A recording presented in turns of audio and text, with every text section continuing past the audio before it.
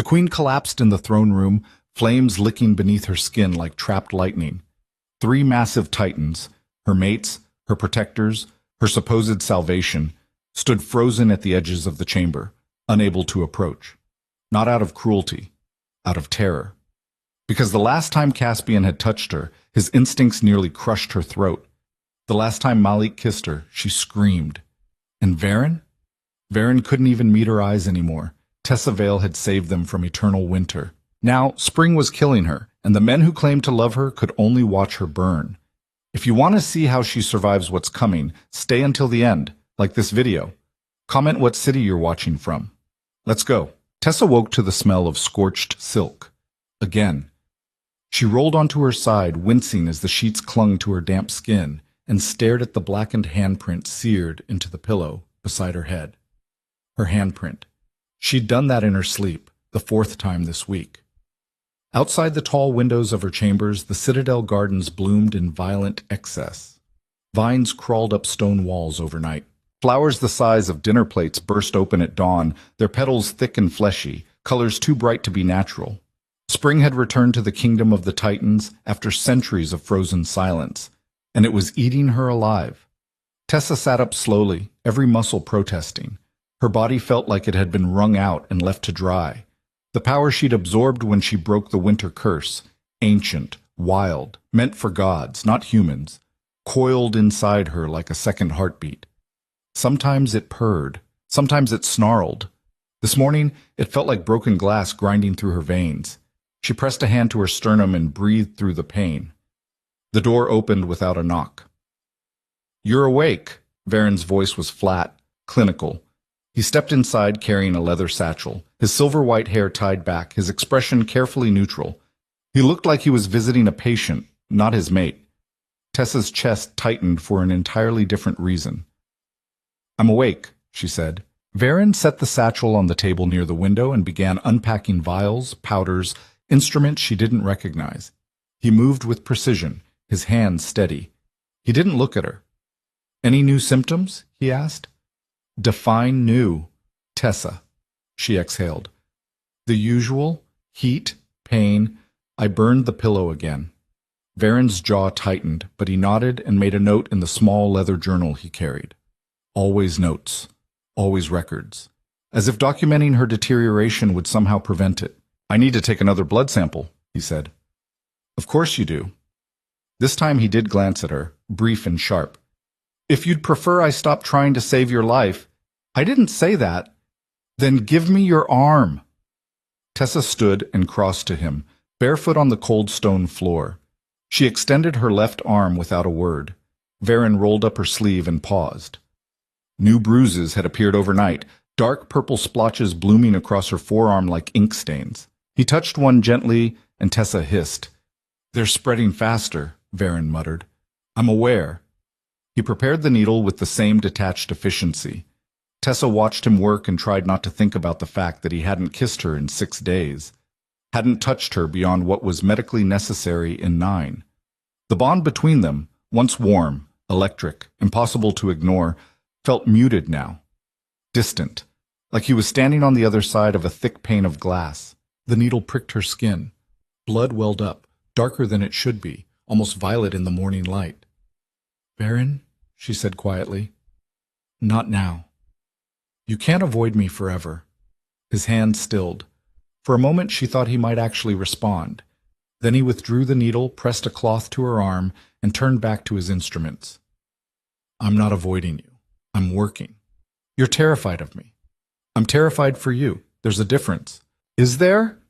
He slammed a vial down harder than necessary. The glass didn't break, but the sound echoed. When he turned to face her, his eyes, pale blue, usually so controlled, were blazing. "Do you have any idea what it's like?" he said, voice low and shaking. "To feel the bond screaming at me to touch you, to hold you, to—" He stopped himself. "And knowing that if I lose control for even a second, I could kill you?" Tessa's throat tightened. "You think I want this distance?" Varen continued. "You think I enjoy watching you deteriorate while I play scientist? I'm trying to fix this, Tessa. I'm trying to find a way to keep you alive. So forgive me if I don't have the luxury of—" The door slammed open. Malik stood in the doorway, breathing hard, his dark eyes wild. His shirt was torn at the shoulder, and there were scratches down his neck, fresh ones. "She collapsed again," he said. Tessa's stomach dropped. "Who?" "One of the courtiers, third one this week. They're saying it's the power, that it's leaking out of you and poisoning the citadel." "That's not—" "I know it's not true," Malik interrupted. "But they're scared, Tessa, and scared people talk." Varen cursed under his breath and began packing up his instruments. "We need to move up the timeline." "What timeline?" Tessa demanded. Neither of them answered. Malik crossed the room in 3 long strides and gripped her shoulders. His hands were shaking. "You need to stay inside today. No public appearances, no council meetings, just stay here." Tessa pulled back. "I'm not hiding. I'm not asking you to hide. I'm asking you to be smart." "Smart?" She laughed, bitter and sharp. "I'm dying, Malik, slowly, and the 3 of you are acting like I'm made of glass. You won't touch me, you won't talk to me, you won't—" "I can't touch you." Malik's voice cracked. "Do you understand? 2 days ago, I kissed your forehead and nearly broke your collarbone because I couldn't control the bond. Yesterday, Caspian tried to help you up the stairs and you screamed. We're not avoiding you because we want to. We're avoiding you because we're fucking dangerous." The silence that followed was suffocating. Tessa looked between them, Varen's clenched jaw, Malik's haunted eyes, and felt something inside her crack. "Then what's the point?" she whispered. Malik flinched. "What? What's the point of the bond? What's the point of being mates if you can't even stand near me?" "Tessa, get out. Don't— both of you, get out." Varen picked up his satchel without a word and left. Malik lingered, his expression anguished, but Tessa turned her back on him. After a moment, she heard his footsteps retreat and the door click shut. She stood alone in the center of the room, surrounded by blooming death and scorched silk, and let herself shake. What? The throne room was an atrium of glass and iron designed centuries ago to let in light during the endless winter. Now, with spring returned, it was almost unbearable. Sunlight poured through the vaulted ceiling, illuminating every corner, every crack, every weakness. Tessa stood at the center of the dais, flanked by empty thrones. Caspian's throne, Malik's throne, Varen's throne, all empty. She'd insisted on attending the council meeting alone, partly out of spite, partly because she needed to prove to herself, to them, to everyone, that she wasn't fragile. The council members sat in a semicircle below her, their faces carefully blank. Lord Eris, sharp-featured and silver-tongued. Lady Marin, who smiled like a blade. Commander Thorne, who looked like he wanted to be anywhere else. "Your Majesty," Eris began, his voice smooth. "We're concerned." "About?" "Your health." Tessa's jaw tightened. "I'm fine." "With respect, Your Majesty, you don't look fine." A murmur of agreement rippled through the chamber. Tessa straightened her spine. "The transition has been difficult, but I'm managing." "Are you?" Lady Marin leaned forward, her expression sympathetic in a way that felt like a threat. "We've heard reports. Servants collapsing near your chambers. Plants growing wild overnight. The Titans themselves refusing to— "The Titans are managing their own transitions," Tessa interrupted. "Spring awakens old instincts. It's temporary. And if it's not, it will be." "But what if—" The room tilted. Tessa blinked, and suddenly the floor was rushing up to meet her. She heard someone shout, felt hands catching her, too many hands, too rough, and then the world went white with pain. When she opened her eyes, she was on the floor, gasping. Blood trickled from her nose. Her hands were smoking. The council members had backed away, staring at her like she was a live grenade. "Your Majesty," Commander Thorne said carefully, "perhaps you should rest." Tessa tried to push herself up, but her arms wouldn't cooperate. Her vision swam. She could feel the power inside her thrashing, wild and formless, trying to claw its way out. "I'm fine," she managed. No one believed her. Eris cleared his throat. "We believe it would be prudent to postpone further public duties until you've recovered." "I don't need to recover. I need— Your Majesty." Marin's voice was soft, pitying. "You're scaring people." The words hit like a slap. Tessa looked around the room, at the fear in their eyes, the way they held themselves ready to bolt, and felt the last thread of her composure snap. Get out, she said. Your Majesty, all of you, get out. They fled. Tessa stayed on the floor, breathing through the pain until she heard footsteps behind her. Don't. She didn't turn around. Don't say anything. Caspian stopped a few feet away. She could feel him there, massive and still, radiating tension. You collapsed, he said finally. I'm aware. In front of the entire council. I'm aware. A pause, then quieter. You're bleeding. Tessa touched her nose and her fingers came away red. She stared at the blood, too dark, almost black, and laughed. It sounded unhinged even to her own ears. This is what you wanted, isn't it? She said, for me to stay inside, to hide, to stop pretending I'm strong enough to... That's not what I want. Then what do you want, Caspian? Another pause. Longer this time. I want you alive. Tessa finally turned to look at him. Caspian stood in the shaft of sunlight, his massive frame casting shadows across the floor. His dark hair was tied back, his expression unreadable. But his hands were clenched so tight his knuckles were white. You can't even look at me, Tessa said softly. That's not true. You haven't touched me in 2 weeks. Because the last time I did, I nearly broke you. I'm not broken. Not yet. The words hung in the air between them, sharp and final. Tessa forced herself to her feet, swaying slightly. Caspian moved as if to help her, then stopped himself. The aborted gesture hurt more than the collapse had. I saved you, she said, her voice shaking. I broke the winter curse. I bound myself to all 3 of you because I thought... She stopped. I thought it meant something. It does. Then act like it. Tessa, no. You don't get to keep me at arm's length and pretend it's for my own good. Either I'm your mate or I'm not. Either this bond means something or it doesn't. You don't get to have it both ways. Caspian's expression cracked, just for a moment. She saw the anguish beneath the control, the way he was holding himself together by sheer force of will. If I lose control, he said quietly, I will kill you. Do you understand? Not hurt you, not scare you, kill you. And I would rather cut off my own hands than let that happen. Tessa's eyes burned. So what am I supposed to do? She whispered. Just wait? Hope the power stops eating me alive before you 3 work up the courage to touch me again? Varen is terrified. Malik can barely look at me. And you... Her voice broke.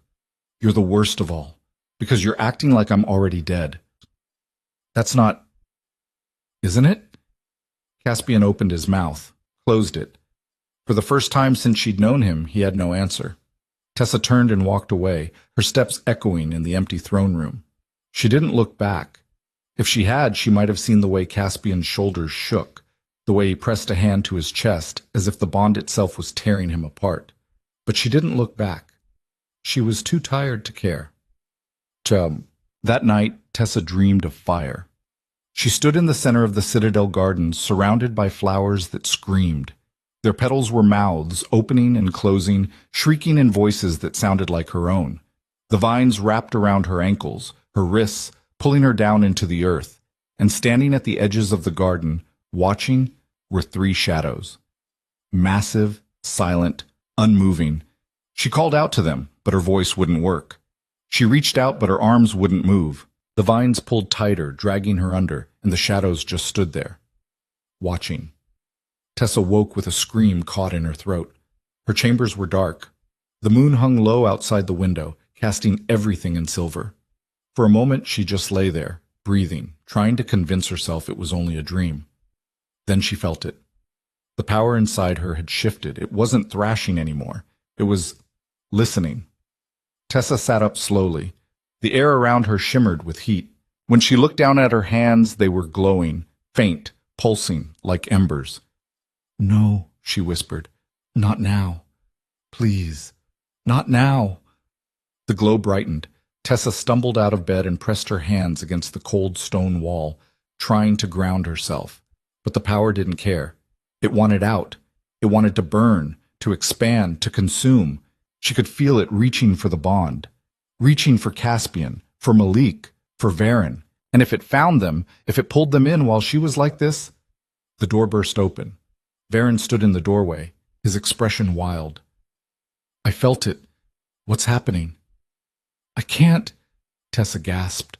I can't control it. Breathe. Just breathe. I'm trying. The glow spread up her arms. The stones beneath her hands began to crack. Varen crossed to her in 2 strides, grabbed her shoulders, and the bond surged. Tessa felt it like a whip crack through her chest. Varen's instincts roared to life, primal and uncontrollable, and his grip tightened to the edge of pain. She saw his eyes flash, saw the struggle, and then he was shoving her away hard, sending her sprawling onto the floor. Don't touch me, he snarled. Don't! He staggered back, breathing hard, his hands shaking. Tessa stared up at him from the floor, her heart pounding.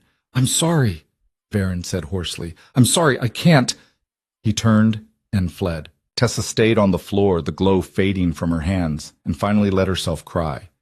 Because she understood now. She was alone, truly, completely alone, and no one was coming to save her. Morning came too bright and too fast. Tessa didn't sleep after Varen left. She sat on the floor of her chambers, watching the sky turn from black to gray to gold, feeling the power inside her pulse in rhythm with her heartbeat. It had quieted after the surge, retreating back into whatever dark corner of her body it had carved out for itself. But it was still there, still waiting, always waiting. When the sun finally cleared the horizon, she dragged herself upright and dressed in the plainest things she could find, a simple gray tunic and trousers. No jewelry, no crown, nothing that screamed queen. She looked at herself in the mirror and barely recognized the woman staring back. Hollowed cheeks, dark circles, skin so pale it seemed translucent. The bruises on her arms had spread overnight, creeping up past her elbows like spilled ink.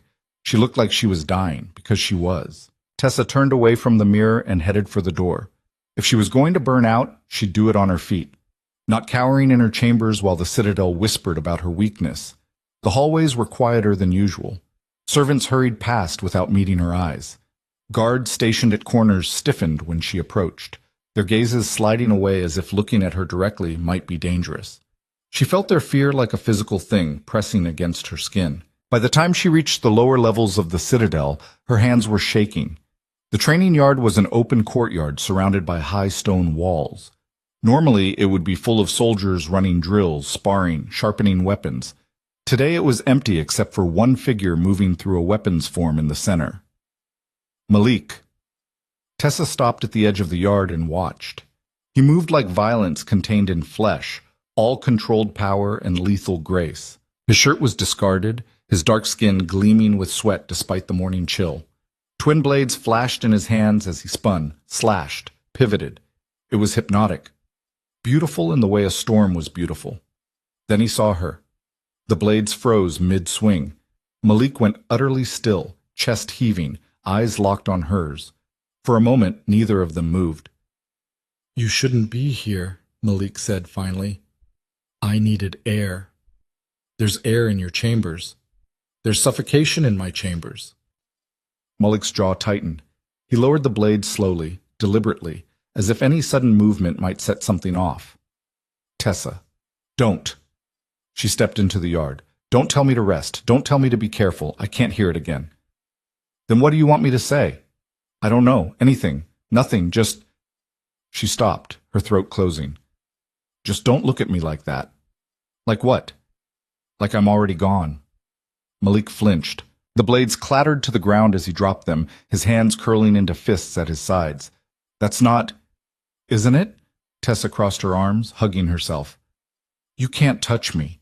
You can barely stand to be in the same room as me. What am I supposed to think? That I'm trying not to kill you? The words exploded out of him, raw and jagged.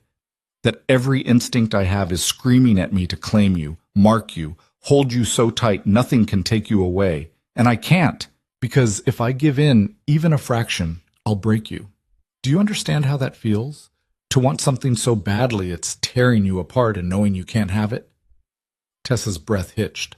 Malik took a step toward her, then stopped himself. I dream about you, he said, his voice dropping. Every night. I dream I'm holding you and you're warm and safe and whole. And then I wake up and remember that I'm the danger, that I'm the thing you need protection from. So yeah, maybe I can't look at you the way I used to. Not because you're dying, because I'm the one who might kill you. The silence that followed was broken only by the distant sound of wind through stone. Tessa swallowed hard. I'm not fragile. You collapsed yesterday, in front of the entire council. I had a bad moment. You're having a lot of bad moments. Because I'm alone!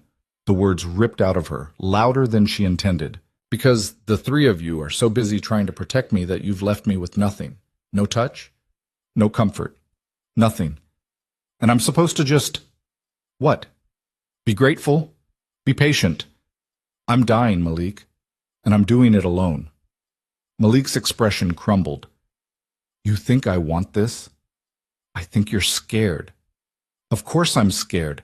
I've watched you waste away for weeks. I've watched the power eat you from the inside.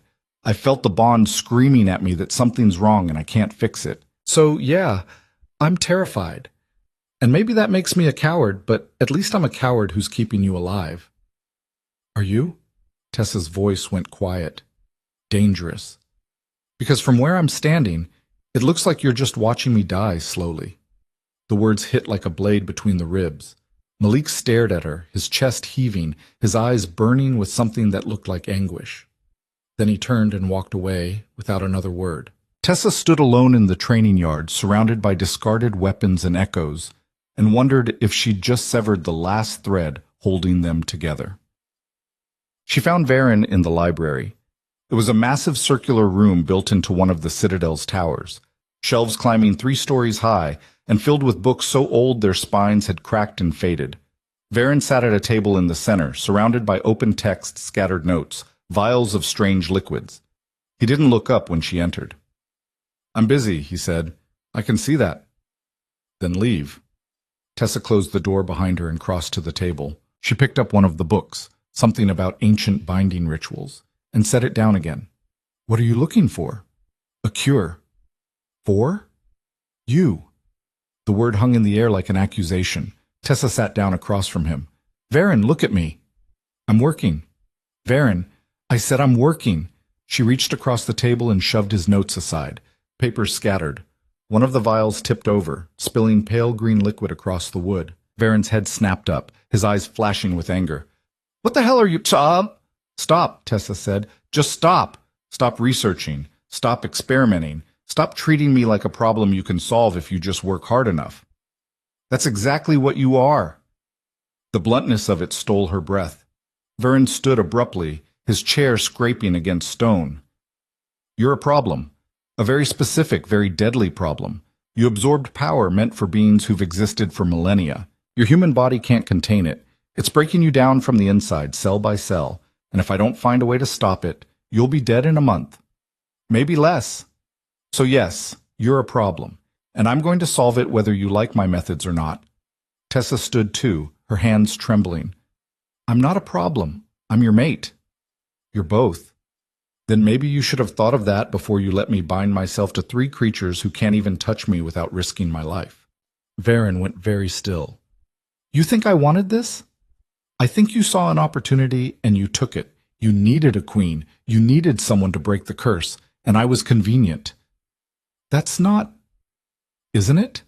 Tessa's voice rose. Be honest, Varen. If you'd known this would happen, that I'd become this fragile, dying thing you have to manage from a distance, would you still have let me bind myself to you? The question hung between them, sharp and unforgiving. Varen's throat worked, his hands clenched and unclenched at his sides. When he finally spoke, his voice was barely a whisper. I don't know. Something in Tessa's chest shattered. Get out, Varen said. What? Get out. I have work to do. Varen, get out. Tessa turned and left before he could see her cry. By midday, the Citadel was buzzing with rumors. The Queen had fought with Lord Malik in the training yard, shouted at him, driven him away. The Queen had disrupted Master Varen's research, destroyed his work. The Queen was unstable. The Queen was dangerous. The Queen was losing her mind. Tessa heard the whispers as she walked the corridors, saw the sideways glances, felt the weight of judgment pressing down on her from all sides. She wanted to scream. Instead, she went to the one place she thought she might find peace, the throne room. It was empty when she arrived. Sunlight poured through the glass ceiling, illuminating the three massive thrones on the dais. Caspians, Maliks, Varens. She stood at the base of the steps and stared up at them, feeling small and hollow and utterly alone. "They're worried about you." Tessa spun. Commander Thorne stood in the doorway, his expression unreadable. He was older than the other guards, gray threading through his dark hair, scars marking his hands and face.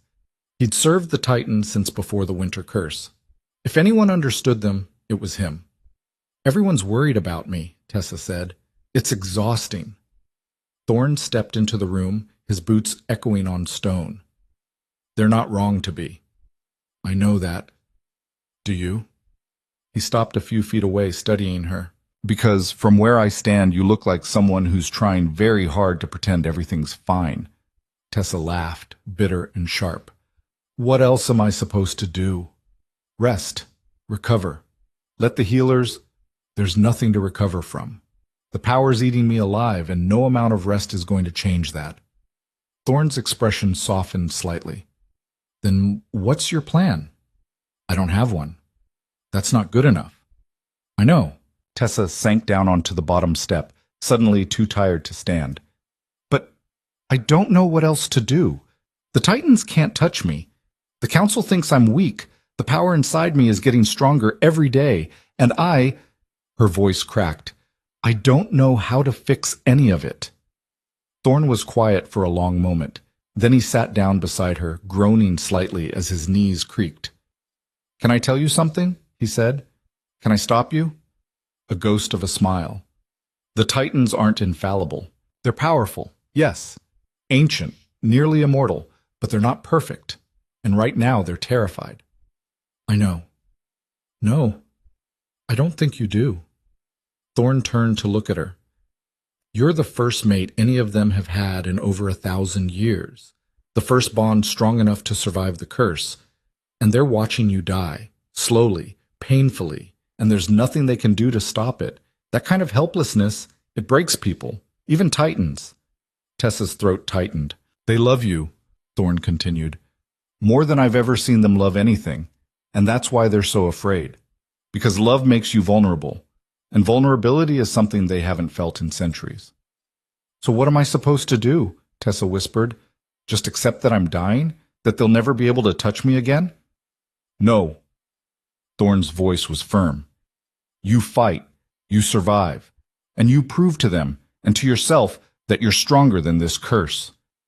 "I'm not strong. I can't even stand in front of the Council without collapsing."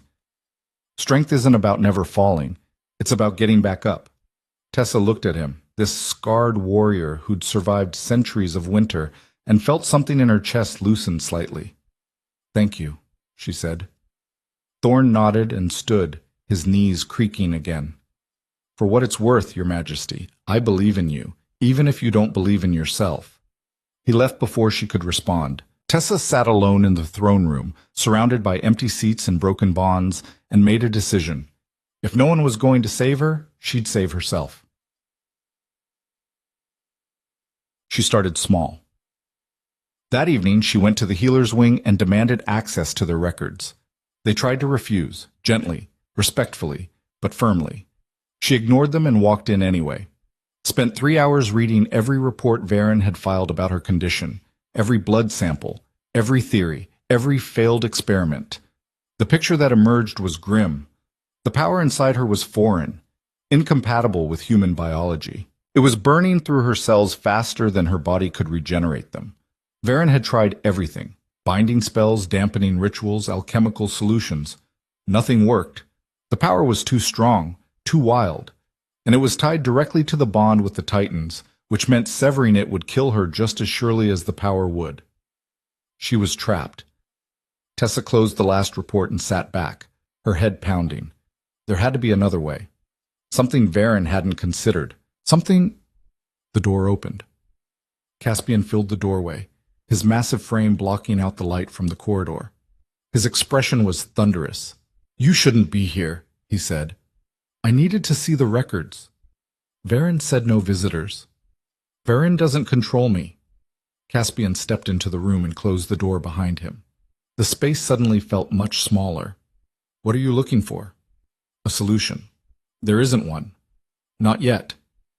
Tessa? He stopped himself, his jaw working. You need to trust us. We're doing everything we can. Are you? She stood, paper scattering from her lap.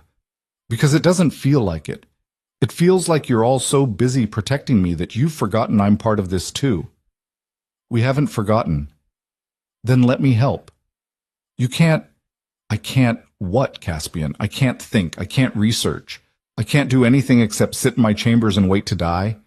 Her voice rose. I'm not helpless. I never said you were. You treat me like I am. Caspian's hands clenched. That's not fair. None of this is fair. Tessa threw the report she was holding. It hit his chest and fell to the floor. I saved you. I broke the curse. I bound myself to 3 titans because I thought...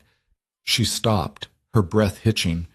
I thought it would mean something, that I'd matter. But all I am is a problem you're trying to solve. That's not true. Then prove it. Tessa stepped closer, her heart pounding. Touch me. Hold me. Prove that I'm more than just a dying human you have to manage. Caspian went very still. You know I can't. Can't or won't. Both. The word was a knife between them. Tessa felt something inside her break. Then we're done. What? I can't do this anymore. Her voice was shaking but steady. I can't keep pretending that this bond means something when all it's done is turn me into a burden. So I'm done. Done waiting. Done hoping. Done burning myself out for men who can't even stand to be near me. Caspian's expression cracked. Tessa, don't. Leave me alone, Caspian. Please. I said leave me alone. For a moment she thought he might refuse, thought he might cross the room and damn the consequences. But he didn't. He just stood there, his massive shoulders sagging, looking more broken than she'd ever seen him. Then he turned and walked out. Tessa sank to the floor surrounded by scattered reports and empty promises, and let the power inside her flare unchecked. It burned through her veins like liquid fire, scorching everything it touched. She didn't try to stop it, didn't try to control it. Let it burn, she thought. Let it all burn. The room filled with heat. Papers began to smolder. The air shimmered. And somewhere deep in the citadel, 3 titans felt the surge through the bond and knew that something fundamental had shifted. She didn't remember falling asleep. One moment she was burning. The next, she was waking up on a cot in the healer's wing with no memory of how she'd gotten there. Her body ached like she'd been beaten.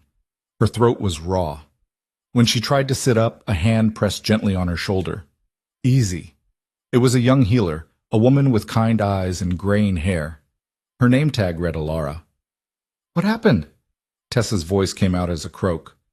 You collapsed. Again. Alara helped her sit up slowly, propping pillows behind her. One of the guards found you unconscious in the records room. You'd burned through half the archives. Tessa's stomach dropped. I didn't mean... I know. The power got away from you. Alara's expression was sympathetic but firm. You're lucky you didn't burn the whole wing down. Where are they? The Titans? Alara hesitated. Lord Caspian is outside. He's been there all night. And the others? Master Varen is in his laboratory. Lord Malik is... She trailed off. I'm not sure where Lord Malik is. Tessa's chest tightened. Alara moved around the cot, checking Tessa's vitals with practiced efficiency. Your temperature is still elevated, pulse erratic. The bruising has spread further. She paused. How long has it been since you ate? Tessa couldn't remember. I'll have food sent up. Alara's tone left no room for argument. And you're to stay here for observation, at least until... The door exploded inward. Malik stood in the doorway, breathing hard, his eyes wild. Blood dripped from a cut on his forehead. His shirt was torn. He looked like he'd been in a fight. Out, he said to Alara. Lord Malik, she needs... Out! Alara fled. Malik crossed the room in 3 strides and grabbed Tessa's face in both hands. His grip was too tight, almost painful, but she didn't pull away. She couldn't. The bond between them roared to life. electric and overwhelming. "Don't you ever do that again," Malik said, his voice shaking. "Don't you ever burn yourself out like that. Do you understand me? I didn't mean to. I felt it through the bond. I felt you giving up, letting go, and I—" His voice cracked. "I can't lose you. I won't." "Malik—" He kissed her. It was desperate and messy and too hard, his teeth catching her lip, his hands tangling in her hair. The bond surged between them, wild and uncontrolled. Tessa felt his instincts rising, felt the danger, but she didn't care. She kissed him back with everything she had, pouring weeks of loneliness and fear and longing into it. Then the pain hit. Tessa gasped against his mouth as the power inside her flared, reacting to the bond, to his touch. It felt like her ribs were cracking, like her chest was splitting open. She tried to pull back, but Malik's grip tightened, holding her in place. "Let go," she managed. "No." "Malik, you're hurting." "I don't care." The power surged again, harder this time. Tessa screamed. The sound tore through the room, raw and agonized. Malik finally released her, staggering back, his chest heaving. Tessa collapsed onto the cot, gasping. Blood trickled from her nose. Her hands were shaking so badly she couldn't control them. Malik stood frozen, staring at his hands like they were weapons. "I'm sorry. I'm so sorry. I didn't—" "Get out," Tessa whispered. "Tessa, please, just go." He left. Tessa curled onto her side, arms wrapped around her ribs, and felt the power inside her writhe like a living thing. It was getting stronger, hungrier, and she was running out of time. 2 days later, the enemy arrived. Tessa was in her chambers when the horn sounded, 3 sharp blasts that echoed through the citadel like a death knell. She stumbled to the window and looked out over the walls. An army stood at the gates, not a large one. Maybe 50 soldiers, all dressed in armor that gleamed like molten gold. At their head rode a figure on a horse the color of flame. Even from a distance, Tessa could feel the heat radiating off him. The Summer King's emissary. She'd heard stories. The Summer Court had been enemies of the Titans for centuries, their power rooted in fire and conquest. They'd waited out the winter curse, biding their time. And now, with spring returned and the Titans' bond fractured, they'd come to test the new queen's strength. Tessa's hands clenched on the windowsill. The horns sounded again. By the time she reached the throne room, Caspian, Malik, and Varen were already there.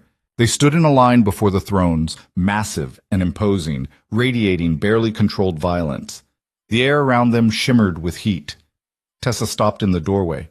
Caspian turned first. His eyes widened. "You shouldn't be here. It's my citadel. It's too dangerous. I'm the queen." She stepped into the room, chin high despite the way her legs trembled. "Or have you all forgotten?" The 3 Titans exchanged glances. Before anyone could respond, the great doors swung open. Guards filed in first, forming a corridor. Then came the emissary. He was tall and lean, his armor polished to a mirror shine. Flames danced along the edges of his gauntlets. His face was sharp, beautiful in the way a blade was beautiful.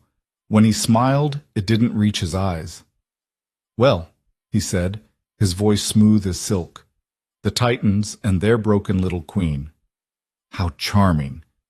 Tessa felt the insult like a slap. Caspian stepped forward, his voice a low growl. "State your business." "My business?" The emissary tilted his head. "I bring greetings from the Summer King and an offer. We don't need—" "He wants the queen." Silence crashed through the room. The emissary's smile widened.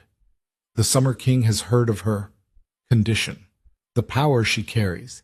He believes he can stabilize it, cure her. All she needs to do is come with me, willingly. "Absolutely not," Varen said. "She's dying anyway," the emissary continued as if Varen hadn't spoken. "Why not let her die trying to save herself?" Malik's hands curled into fists. "Get out, now, before I tear you apart." The emissary laughed. "Such hostility. I'm only offering help." "You're offering a cage," Caspian said. "Perhaps." The emissary's gaze slid to Tessa. "But at least it's a cage where she might survive. Can you say the same?" Tessa's breath caught. The emissary took a step closer. The flames on his gauntlets brightened. What do you say, little queen? Will you take the Summer King's offer, or will you stay here and burn? Every eye in the room turned to her. Tessa looked at the three titans, at Caspian's clenched jaw, Malik's wild eyes, Varen's pale face, and made her choice. I'll go. The room erupted. No! Caspian's voice cut through the chaos like a blade. He moved before anyone else could react, positioning himself between Tessa and the emissary. The air around him crackled with barely restrained violence. She's not going anywhere, he said. The emissary's smile never wavered. That's not your decision to make. The hell it isn't. Tessa stepped around Caspian, her legs shaking but her voice steady. Actually, it is my decision, and I've made it. Tessa, no, Malik started. This is insane, Varen interrupted. You can't trust the Summer King. He'll use you, drain your power, and discard whatever's left. Maybe, Tessa kept her eyes on the emissary. Or maybe he can actually help me, which is more than anyone here has managed to do. The words landed like stones. Varen flinched. Malik looked like he'd been struck. Even Caspian's shoulders tensed, his massive hands curling into fists. The emissary tilted his head, studying her with renewed interest. Trouble in paradise? Shut up, Tessa said. Then to the Titans, I'm dying. We all know it. Varen's tried everything and nothing works. The power's getting stronger every day and I'm getting weaker. So either I sit here and waste away, or I try something different.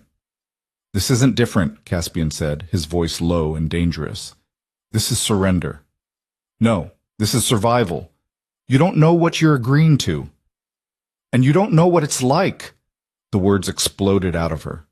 You don't know what it's like to feel yourself dying inch by inch while everyone around you treats you like broken glass. I can't even touch the men I'm bonded to without screaming, so forgive me if I'm willing to take a chance on something, anything, that might actually fix this. Silence fell over the throne room like a shroud. The emissary clapped slowly, the sound echoing off stone. How dramatic. The Summer King will be delighted. When do we leave? Tessa asked. Tessa. Varen stepped forward, his expression anguished. Please, just give me more time. I'm close to something, I can feel it. You've been close for weeks, and I'm still dying. This is different. I found a reference in one of the old texts about power transference. If we can redirect the energy back through the bond, you mean use us as conduits? Malik shook his head. That could kill all of us. Or it could save her. We don't know that. We don't know anything, Varen's voice cracked. But I'm not letting her walk into the summer court to be some tyrant's experiment. The emissary sighed dramatically. As touching as this is, the king doesn't like to be kept waiting.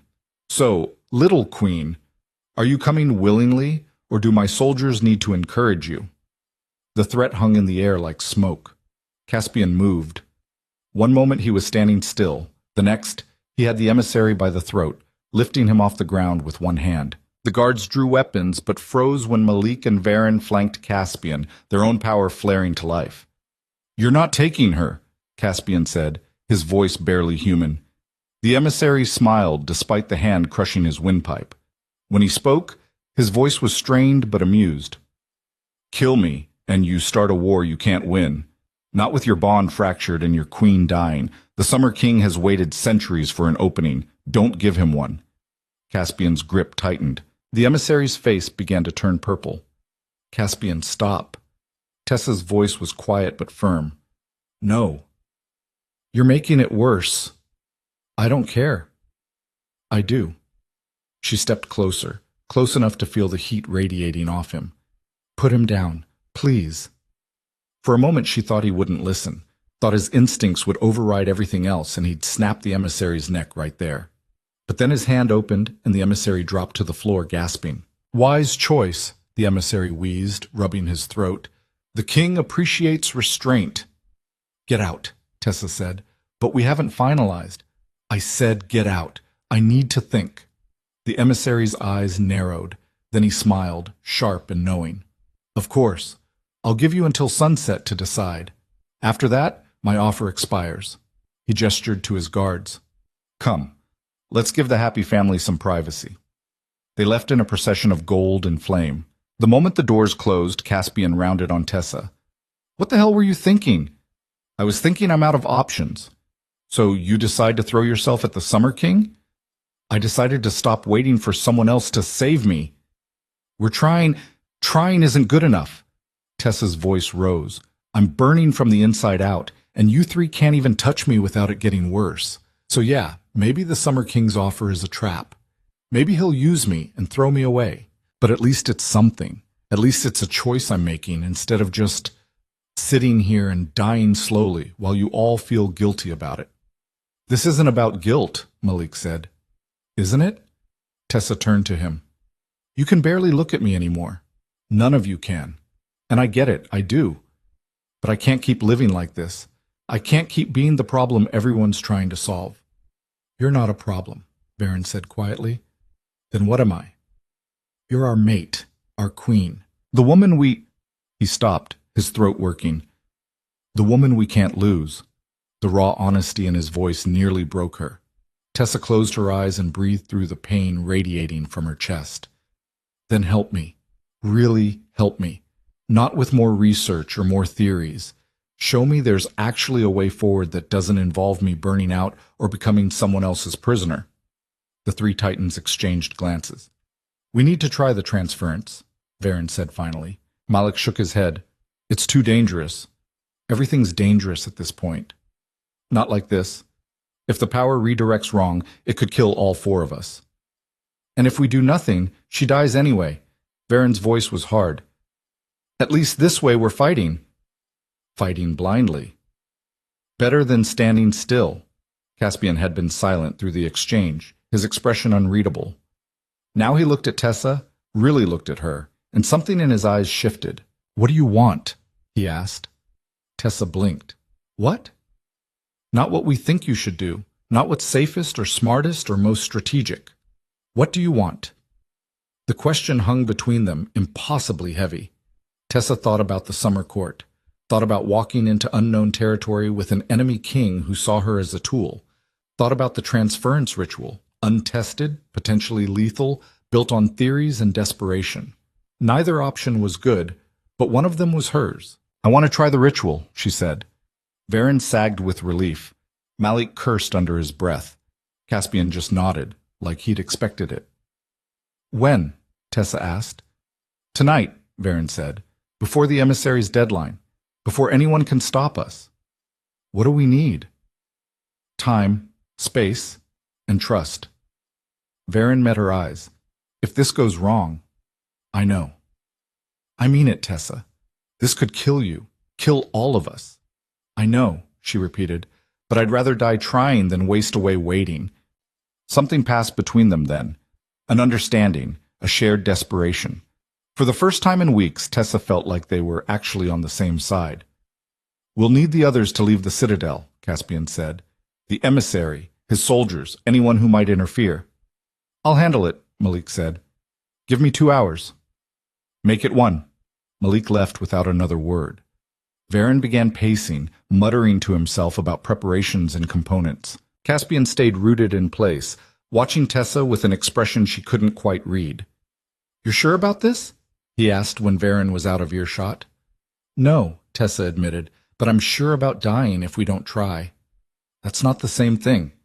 Close enough. Caspian crossed to her slowly, like approaching a spooked animal. When he reached her, he stopped just out of arm's reach, close enough that she could feel his heat, far enough that the bond didn't scream danger. If this works, he said quietly, things will be different. How? The bond will stabilize, the power will distribute. We'll be able to... He trailed off. Touch me? Yes. Tessa's breath hitched. And if it doesn't work, then we'll die together, which is better than watching you die alone. The simplicity of it, the raw, unflinching honesty, made her chest ache. I'm sorry, she said. For what? For pushing you away, for saying you didn't care. Her voice cracked. I was scared and angry and I took it out on you, all of you. Caspian's expression softened. We gave you reason to be angry. You were trying to protect me. We were trying not to kill you. There's a difference. Is there? Yes. He took a half step closer. Protection is about keeping you safe. What we did was keep you isolated, and I'm sorry for that. Sorrier than I know how to say. Tessa felt tears prick her eyes. I just wanted to matter. You do, more than anything. Then why does it feel like I'm fighting alone? Because we failed you. Caspian's voice was rough. We let our fear override everything else. And that ends tonight. Whatever happens with this ritual, we face it together. No more distance. No more holding back. What if you lose control? Then you stop me. Or Varen does. Or Malik. But we don't run anymore, agreed? Tessa nodded, not trusting her voice. Caspian reached out slowly, giving her time to pull away. When she didn't, his fingers brushed her cheek. Just the barest touch, feather light and careful. The bond surged between them, electric and overwhelming, but he held steady, controlled. We're going to fix this, he said. I promise. Tessa leaned into the touch, despite the pain blooming in her chest. Don't make promises you can't keep. I never do. The hours crawled by with agonizing slowness. Tessa retreated to her chambers while Varen gathered his materials. She couldn't sit still. Couldn't rest. The power inside her had been restless all day, like it sensed something coming. It coiled and uncoiled in her chest, sending sparks of pain down her arms with every breath. She stood at the window watching the sun sink toward the horizon. Outside the walls she could see the emissaries' camp. Fires burned in neat rows. Soldiers moved between tents.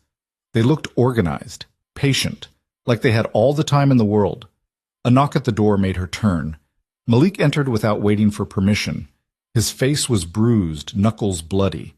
He'd been in a fight. The emissary's soldiers tried to enter the citadel, he said, before she could ask. I convinced them to wait outside. How many did you have to hurt? Does it matter? I suppose not. Malik crossed to the window and stood beside her, close but not touching.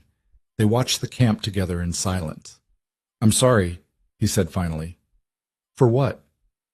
For kissing you, for losing control, for... He stopped, jaw clenching. For making everything worse. You didn't make anything worse. I hurt you. The power hurt me. You just triggered it.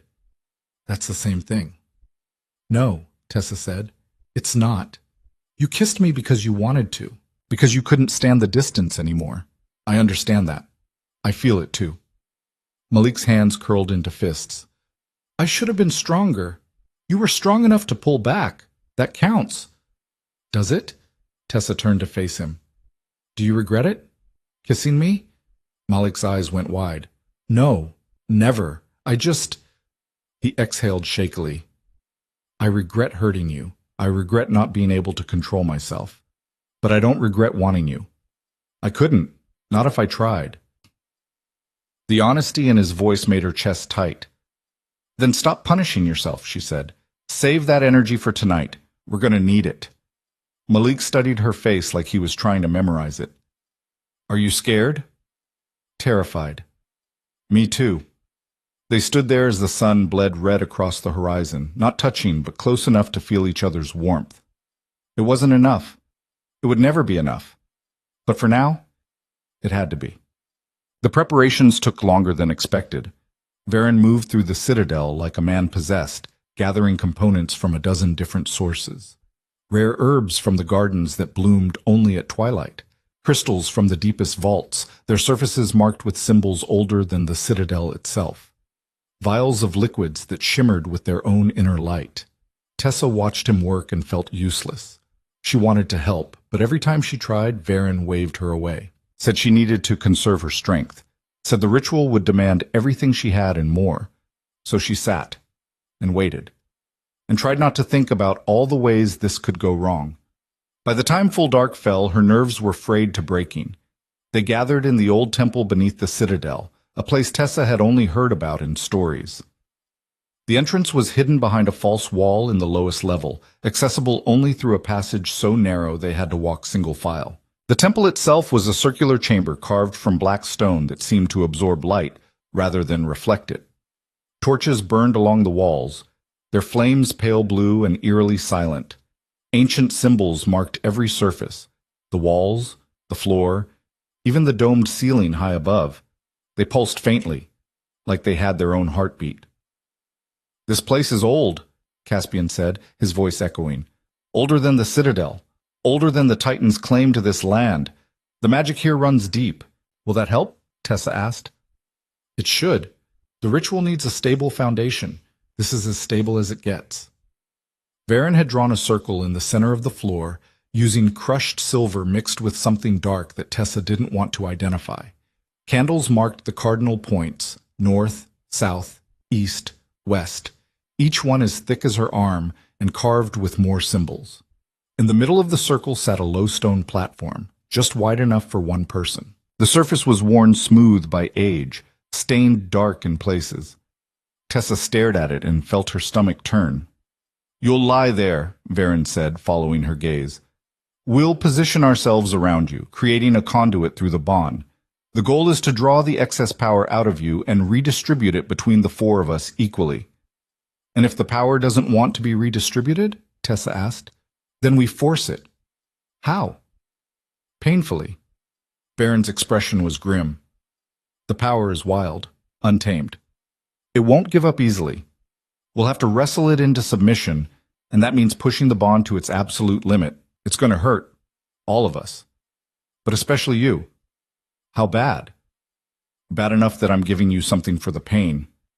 He pulled a vial from his satchel, dark glass filled with liquid that looked black in the torchlight. This will dull the worst of it, but it'll also make you disoriented, weak. You need to stay conscious through the whole ritual or it won't work. Tessa took the vial. Her hands were shaking. What happens if I pass out? The power backflows, the bond breaks, we all die. Right, no pressure. Malik stepped closer, his expression tight. You don't have to do this. Yes, I do. We could still. There's no other option, Malik. We all know it. Tessa looked at each of them in turn.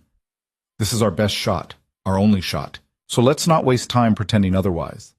Caspian nodded slowly. She's right.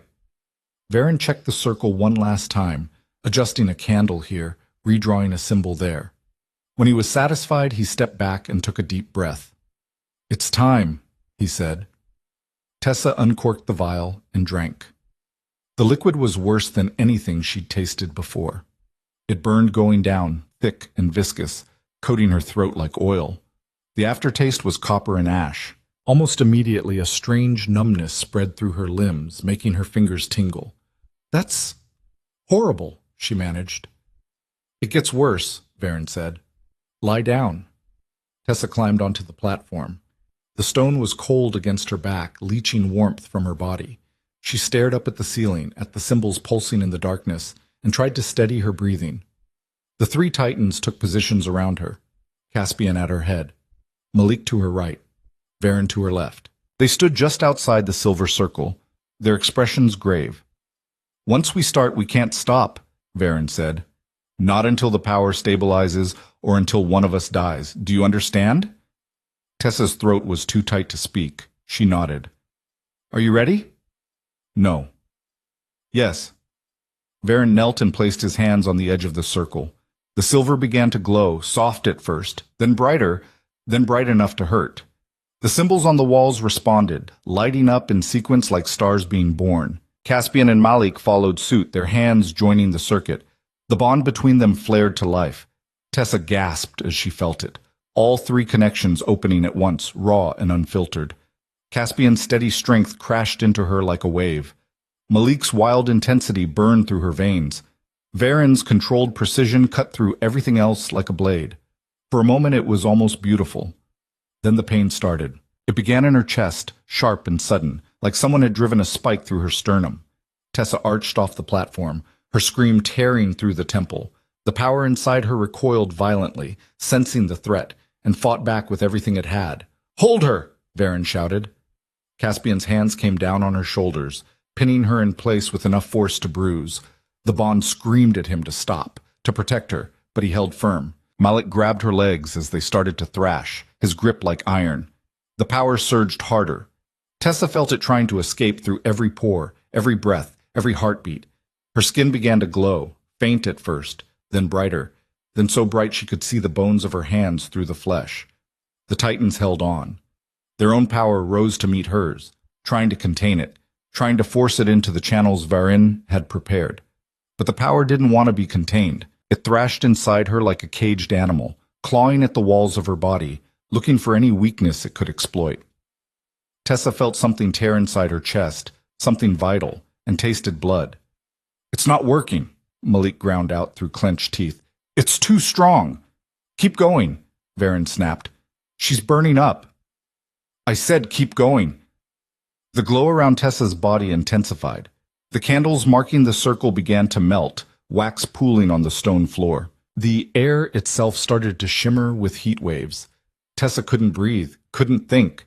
There was only pain and fire and the bone-deep certainty that she was being torn apart from the inside out.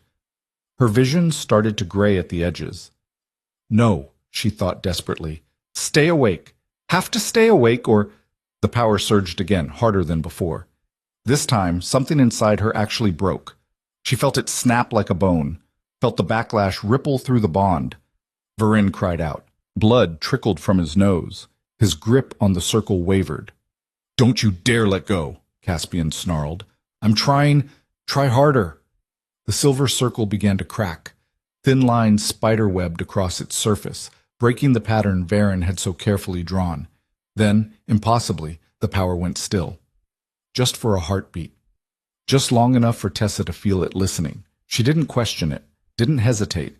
With every ounce of will she had left, she grabbed onto that moment of stillness and pulled. Not trying to suppress the power. Not trying to control it. Trying to show it where to go. Through the bond. Into the Titans. Out of her failing body and into their ancient, nearly immortal ones. The power resisted at first, thrashing against the direction she was trying to force it. But Tessa held on, kept pulling, kept pushing it toward the three men who'd become her anchors, her mates, her reason for surviving this long. And slowly, so slowly she almost didn't notice at first, the power began to move. It flowed out of her in a rush, flooding through the bond connections like water breaking through a dam. Tessa felt Caspian stagger as it hit him, felt his hands tighten on her shoulders, felt Malik cry out as the foreign magic invaded his body, felt Varin's entire frame go rigid as he absorbed power that wasn't meant for him. But they held, and the power kept flowing. Tessa's vision started to fade. Her heartbeat slowed.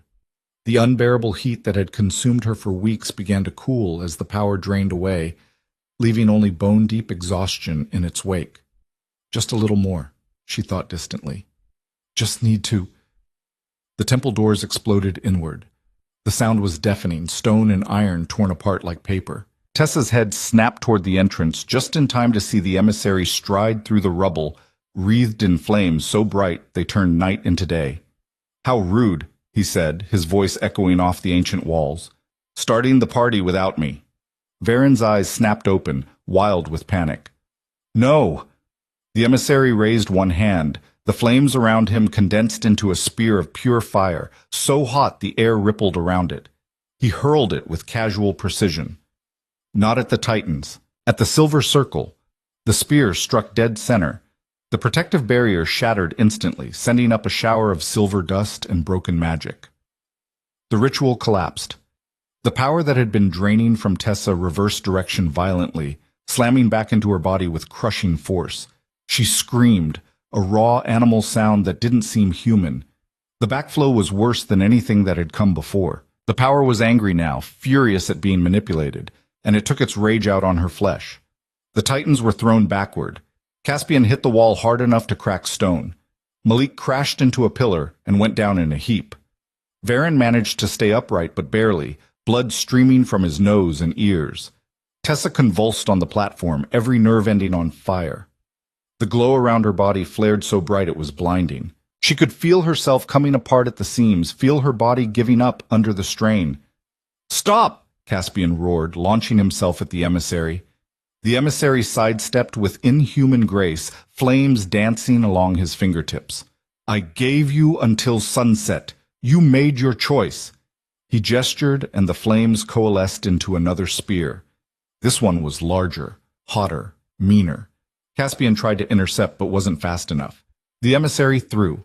The spear screamed through the air, leaving a trail of fire in its wake. Time seemed to slow. Tessa saw it coming, saw the death written in flames, saw her end approaching at terminal velocity. Then Malik was there. He threw himself between her and the spear, taking the impact full in the chest. The force drove him backward onto the platform. The flames spread instantly, consuming his shirt, searing his skin, burning so hot Tessa could smell flesh cooking. Malik's scream cut off abruptly as he collapsed beside her, smoke rising from his body. "No!" Tessa tried to reach for him, but her arms wouldn't obey. "No, no, no!" Varen charged the emissary with a roar that shook the temple. His power flared to life, jagged arcs of white lightning that crackled through the air. The emissary met him head-on, flames rising to match the lightning. They collided in an explosion that lit up the entire chamber. Caspian grabbed Tessa off the platform, cradling her against his chest, even as his own power bled from a dozen wounds. "We need to move." "Malik," her voice came out as a broken whisper. "He's alive. Barely. But we can't help him if we're dead." "Can't leave him?" "We're not leaving anyone." Caspian's voice was iron. "But right now, you're the target. We get you safe first." He started toward the far exit, still holding her. Behind them, Varen and the emissary traded blows that cracked stone and melted metal. Soldiers poured through the broken doors, weapons drawn, eyes reflecting firelight. They weren't going to make it. Tessa could feel it in her bones. The way the power inside her was spiraling out of control, the way her body was shutting down from the interrupted ritual, the way the emissary's corrupted magic had twisted something fundamental in Varen's carefully woven spell. She was dying, faster now. Minutes, maybe. Not hours. And there was nothing anyone could do to stop it. "Caspian," she managed through lips that tasted like copper. "Put me down." "Not a chance." "Please." "Tessa, I said put me down." Something in her voice made him stop. He looked down at her, his expression anguished, and slowly lowered her to the ground. Tessa swayed, barely able to stand, but she forced herself upright through sheer stubbornness. Across the temple, Varen was losing. The emissary's flames were relentless, pushing him back step by step toward the wall. His lightning flickered and died. Blood poured from a gash on his forehead. Malik lay motionless on the platform, his chest barely rising. Soldiers surrounded them on all sides, weapons ready, just waiting for the order to attack. And Caspian stood beside her, bleeding from a dozen cuts, his power nearly spent from trying to hold the ritual together. They were going to lose. Unless... Tessa looked down at her hands. They were glowing again, brighter than ever. The power inside her raged like a wildfire out of control, eating through the last shreds of her humanity. The interrupted ritual had made it unstable, volatile, deadly. She'd been trying to suppress it for weeks, trying to control it, trying to channel it safely through the bond and into the Titans. But what if she stopped trying? What if instead of fighting the power, she gave it exactly what it wanted? Let it burn. "Tessa," Caspian's voice was urgent. "What are you thinking?" She met his eyes, saw the fear there, the desperate hope, the love that had somehow survived weeks of distance and pain. "Something stupid," she said. "Don't get them out." "What?" "Malik and Varen, get them out of here. Now." Understanding dawned in his expression, followed immediately by horror. "No, absolutely not. You can't. It's the only way. You'll die." "I'm dying anyway." The words echoed through the temple, bouncing off ancient stone. "At least this way I take him with me. At least this way you three survive." "We don't want to survive without you. You don't get a choice." She touched his face gently, ignoring the way the power sparked between them, burning her fingers. "I need you to trust me. One last time. Can you do that?" Caspian's expression shattered like glass. "I can't lose you." "You won't. Not really." She smiled, fragile and broken. "The bond goes both ways, remember? Part of me will always be with you, all of you, forever." "That's not enough." "It has to be." She pushed past him before he could stop her and walked toward the center of the temple on legs that threatened to give out with every step. The emissary saw her coming and paused his assault on Varen. His smile was sharp as knives. "Finally decided to be reasonable?" he called. "Not exactly," Tessa said. She stopped in the middle of the ruined circle, right where the silver had been before his attack shattered it. The symbols on the floor still pulsed faintly beneath her feet. their ancient magic responding to her presence. Tessa closed her eyes, took one last breath, and then, for the first time since the power had entered her body all those weeks ago, she stopped fighting it completely. She let go. The power exploded outward in a wave of pure, uncontrolled energy that turned the entire temple into a second sun. The force of it drove everyone back, soldiers, titans, even the emissary with all his flames. The stones beneath Tessa's feet cracked and buckled, shattering into fragments. "Get them out!" she screamed to Caspian. "Get them out now!" She couldn't see if he obeyed, couldn't see anything except white light so bright it burned through her closed eyelids. The power consumed her from the inside out, turning flesh and bone into something else entirely, into pure magic, pure energy, pure destruction. It hurt worse than anything she'd ever felt in her life, and somewhere beneath the pain she felt a wild, terrifying joy. The emissary's flames tried to fight back, tried to contain the explosion. She felt them press against her power like hands trying to hold back a tsunami, felt them fail, felt him scream, a sound of genuine shock and fear as her unleashed magic swallowed his carefully controlled fire like it was nothing more than a candle flame. Tessa heard stone cracking, heard the ceiling beginning to collapse, heard Caspian's roar, anguished and furious and already too far away to reach her. The bond between them stretched thin, thinner, like a rope being pulled from both ends. She felt Caspian on the other end, felt him fighting to hold on, felt him pouring everything he had into keeping that connection alive, even as the distance between them grew. "Hold on," she thought at him. "Please. Just hold on a little longer."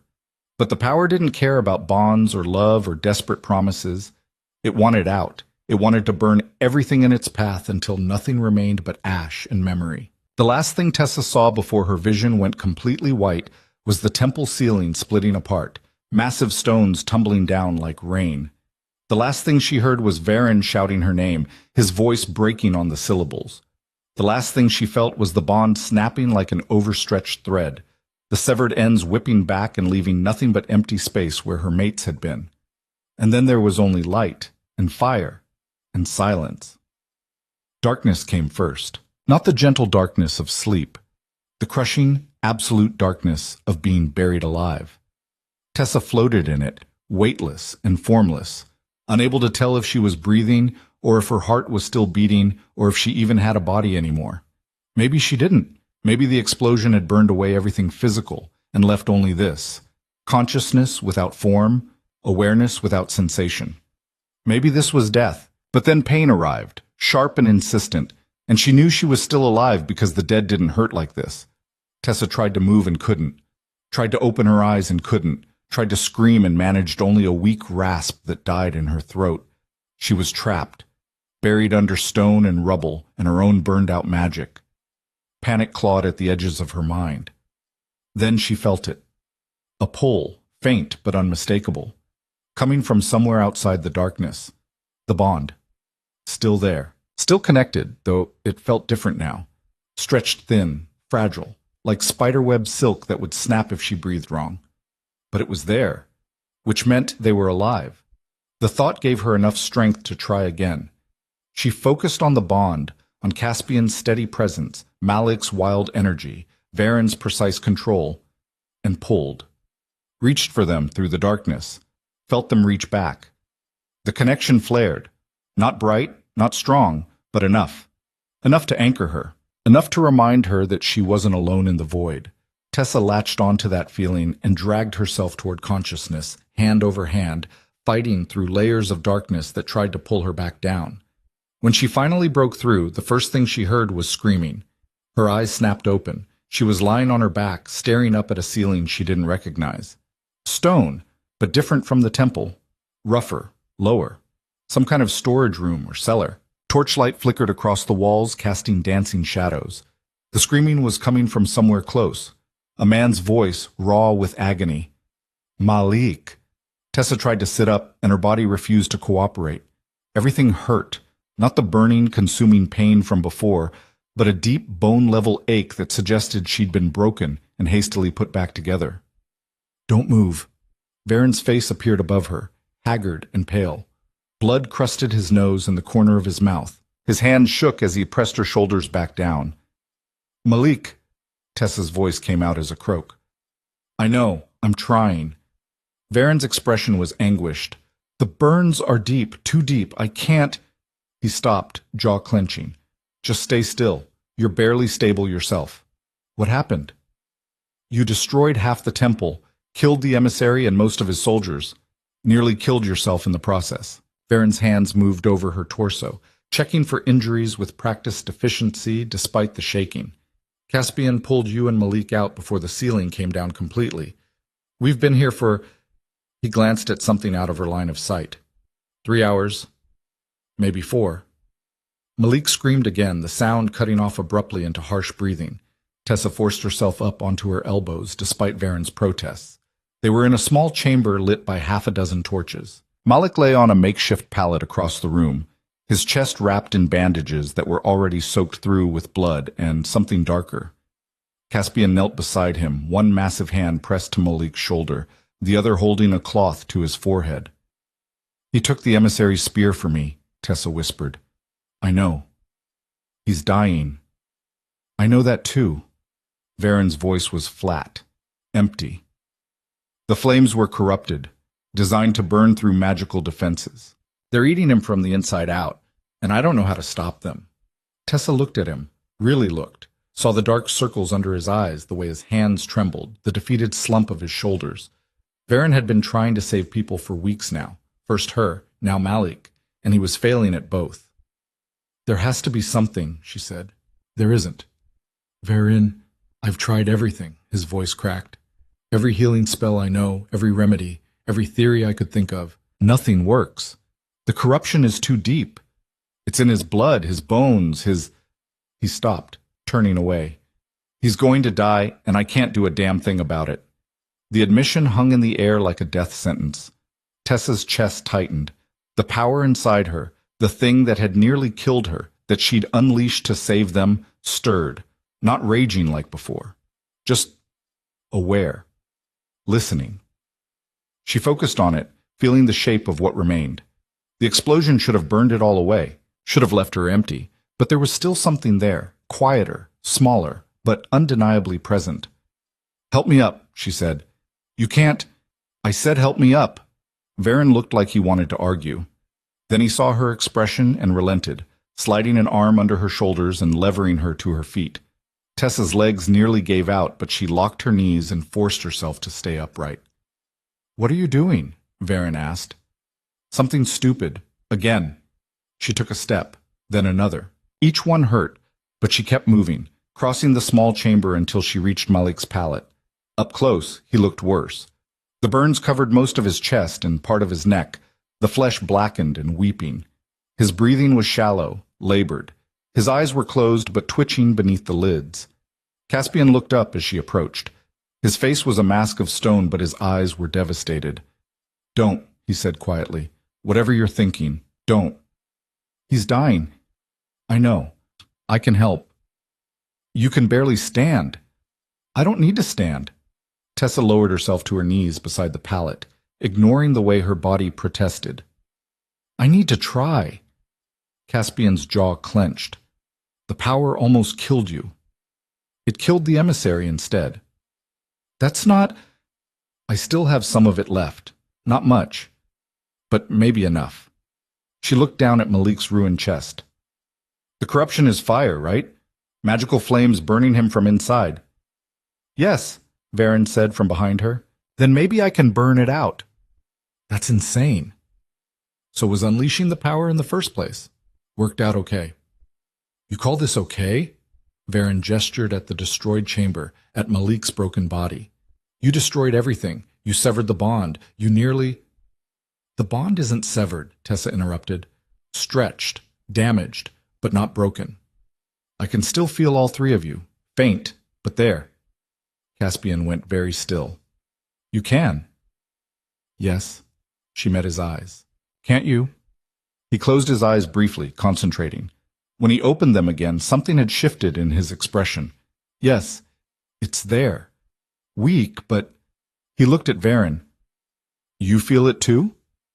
Varen's hand went to his chest, fingers splaying over his heart. I thought I was imagining it. You're not. Tessa turned back to Malik, which means the ritual didn't completely fail. The power redistributed, at least partially, before the emissary interrupted. That's why I'm still alive. Why it didn't consume me entirely? That doesn't mean you can heal him, Varen said. No, but it means I might be able to fight fire with fire. She placed her hands on Malik's chest, just above the worst of the burns. His skin was hot enough to hurt. The corruption is magical flame. I have magical power.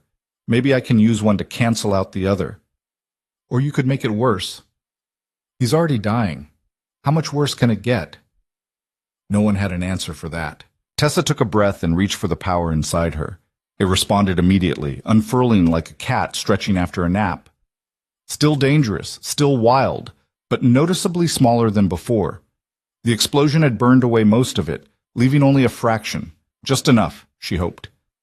She pushed the power down through her hands and into Malik's chest. The reaction was immediate and violent.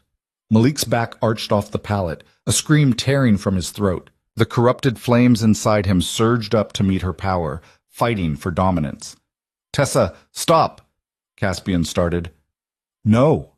She gritted her teeth and pushed harder. I can feel it, the corruption. It's like poison, concentrated in his chest. If I can just...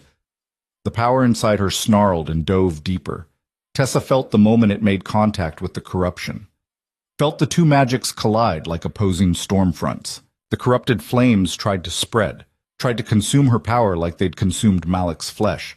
But her power was born from something older, wilder. It didn't just burn, it devoured. She felt it eating through the corruption, breaking it down, turning it into nothing more than ash and memory. Malik screamed again, but this time there was something different in the sound. Not just pain. Relief. It's working, Varen breathed. Tessa didn't answer, couldn't answer. All her focus was on the battle happening beneath her hands. Push. Pull. Burn away the corruption without burning Malik himself. It was like trying to perform surgery with a blowtorch, precise destruction in a body that couldn't afford any more damage. Sweat poured down her face. Her vision started to gray at the edges. She was running out of strength, running out of power, running out of... The corruption broke. One moment it was fighting back, the next it simply dissolved, crumbled under the assault and scattered like embers in wind. Tessa felt the last of it burn away and yanked her power back before it could do more damage. She slumped forward, catching herself on Malik's shoulders, breathing hard. Is he... she started. Malik's eyes opened. They were unfocused at first, pupils blown wide with pain and shock. Then they found her face, and something like recognition flickered through them. You're alive, he rasped. So are you. Feels like I died. You almost did. Tessa's hands were shaking so badly she could barely hold herself up. How do you feel? Like I got hit by a mountain made of fire. He tried to smile and winced. But I'll live? You'll live, Varen confirmed, moving to examine the burns. His hands were steadier now, more confident. The corruption is gone. The wounds will take time to heal, but they're just wounds now. Normal ones. Survivable ones. Malik's gaze stayed locked on Tessa. You saved me. You saved me first. I threw myself in front of a spear. You walked into an explosion. Semantics. Something that might have been a laugh caught in Malik's throat. Then his expression shifted, turned serious. The bond. I can feel it again. Can you? Tessa nodded. It's different, thinner, but it's there. The ritual worked, Varen said quietly. Not the way we planned, not cleanly, but it worked. The power redistributed before the interruption. That's why Tessa survived the explosion, why the bond didn't sever completely. So what now? Malik asked. Now you rest, Caspian said, his voice rough. And heal. And we figure out what's left. What's left of what? Everything. Caspian looked around the small chamber. The temple is destroyed. Half the citadel is damaged. The Summer King's emissary is dead along with most of his soldiers, but that doesn't mean the Summer Court won't retaliate. We're vulnerable, weakened, and... He stopped, jaw working, and we almost lost you, both of you. The weight of it settled over them like a shroud. They'd survived, but barely. And the cost had been steep. Tessa felt exhaustion pulling at her, dragging her down toward unconsciousness. She tried to fight it, but her body had other ideas. The last thing she remembered was Caspian catching her as she fell, his arms solid and warm around her. Then darkness again. But this time, the bond hummed beneath it all, quiet and steady and real. This time, she wasn't alone. She woke to sunlight, real sunlight, streaming through a window she didn't recognize. Tessa blinked against it, disoriented, trying to piece together where she was. A bedroom, small but well-appointed, clean sheets that smelled like lavender, stone walls covered with tapestries. Definitely not the cellar. She sat up slowly, testing her body. Everything ached, but it was manageable. The burning, consuming pain was gone. In its place was just regular pain, the kind that came from being injured and surviving. She'd take it. The door opened and a young woman entered carrying a tray. She froze when she saw Tessa awake. "Your Majesty," she said, dropping into a hasty curtsy that nearly upset the tray. "I'll fetch the healers." "Wait!" Tessa's voice came out stronger than expected. "Where am I?" "The East Wing, Your Majesty. Lord Caspian had you moved here yesterday after you stabilized." "Yesterday? How long have I been asleep?" "2 days, Your Majesty." 2 days. Tessa's stomach dropped. "And the others? Malik? Varen? Caspian?" "Lord Malik is recovering. Lord Varen is in his laboratory. Lord Caspian is—" She hesitated. "Dealing with the council." Something in her tone made Tessa tense. "What happened?" "I'm not sure I should—" "Tell me." The woman shifted uncomfortably. "There's been unrest since the temple. Some of the council members are saying the explosion was too dangerous, that you're too dangerous. They're calling for—" She stopped. "For what?" "For the bond to be broken. Officially. Before anyone else gets hurt." The words hit like a physical blow. Tessa threw off the covers and stood, ignoring the way her legs trembled. "Where's the council meeting?" "Your Majesty, you should rest." "Where?" "The throne room, but you can't—" Tessa was already moving. She grabbed a robe from a hook near the door and wrapped it around herself as she walked. Her bare feet slapped against cold stone. She probably looked like death, but she didn't care. If they thought she was going to lie in bed while they debated severing her bond, they were about to learn otherwise. The walk to the throne room felt endless. Servants pressed themselves against walls as she passed, their eyes wide. Guards stationed at corners looked uncertain whether to stop her or salute. She ignored them all. The throne room doors were closed when she reached them. Voices leaked through, raised and angry. Tessa didn't bother knocking. She shoved the doors open hard enough to make them bang against the walls and strode inside. The conversation cut off abruptly. Caspian stood at the center of the dais, flanked by empty thrones. Below him the council sat in their semicircle, Eris with his sharp features, Marin with her blade smile, Thorn looking uncomfortable. A dozen others Tessa didn't know well. They all turned to stare at her. "Your Majesty," Eris said after a beat, "we weren't expecting you. Clearly—" Tessa walked down the center aisle, her chin high despite the way her heart hammered. "What's this I hear about breaking the bond?" Silence. "Well?" She reached the dais and climbed the steps, positioning herself beside Caspian. "Someone want to explain?" Marin cleared her throat delicately. "Your Majesty, we're simply concerned for the safety of the Citadel. The explosion—" "Saved all of you," Tessa interrupted. "The emissary was here to take me to the Summer King. He would have killed anyone who tried to stop him. Instead, I stopped him, permanently." "At great cost," Eris said. "The temple is destroyed. Half the lower citadel is damaged, and you nearly died in the process." "But I didn't. This time." His gaze was sharp. "What about next time? What happens when another enemy comes? When the power inside you destabilizes again? How many more explosions can the citadel survive?" "The power is stable now," Caspian said, his voice hard. "The ritual worked. Tessa is no longer in danger." "With respect, my lord, we don't know that. We've seen no proof." "The proof is standing in front of you." Varen's voice came from the doorway. He walked in looking exhausted but determined, Malik leaning on his shoulder. Malik's chest was wrapped in fresh bandages and he moved stiffly, but he was upright. The bond has stabilized. The power has redistributed. Tessa is not a threat to this citadel. She destroyed half of it, saving it from an invading force, Varen cut in. Or did you all forget about the 50 soldiers at our gates? About the emissary who could have killed every person in this room without breaking a sweat? Murmurs rippled through the council. The Summer King sent his emissary to test us, Caspian continued, to see if we were weak enough to conquer. Tessa proved we're not. She proved the bond makes us stronger, not weaker.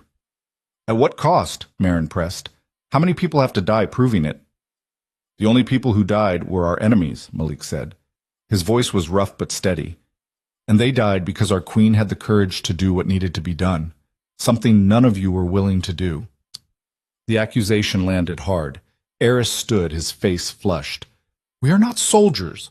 We are advisors. It is not our job to— Then stop trying to advise us on matters of war, Caspian said coldly. The Summer King declared his intentions when he sent that emissary. This is only the beginning. If you think breaking the bond will make us safer, you're fools. But keeping it could destroy us, Eris shot back. Look at what happened when it destabilized. The ritual nearly killed all 4 of you. The explosion could have brought down the entire citadel, and you want us to trust that it won't happen again? Yes, Tessa said quietly. The single word cut through the argument like a blade. She stepped forward, drawing all eyes to her. I know you're scared. I know what I did was dangerous.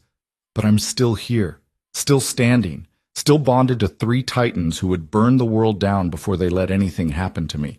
And I would do the same for them. That's exactly what we're afraid of, Marin said softly. Good. Tessa met her gaze. You should be afraid. Not of me. Of what happens if you try to tear us apart, because I won't survive it, and neither will they. The bond isn't something you can just sever like cutting a rope. It's woven into everything we are. Breaking it would kill us all. You don't know that. I do. She touched her chest right over her heart. I felt it stretching when the explosion hit, felt it trying to snap. It would have if Caspian hadn't held on. If all 3 of them hadn't fought to keep it intact, even while I was burning everything around us to ash. She looked around the room, meeting each council member's eyes in turn. You want proof the bond makes us stronger? Fine. Here it is. 2 days ago, I was dying. The power inside me was consuming me from the inside out. You all saw it. Watched me collapse. Watched me burn. And now? She held out her hands. They were steady. Whole.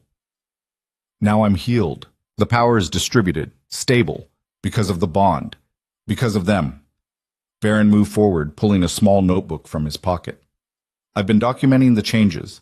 The power readings are consistent now, balanced between all 4 of us instead of concentrated in Tessa alone.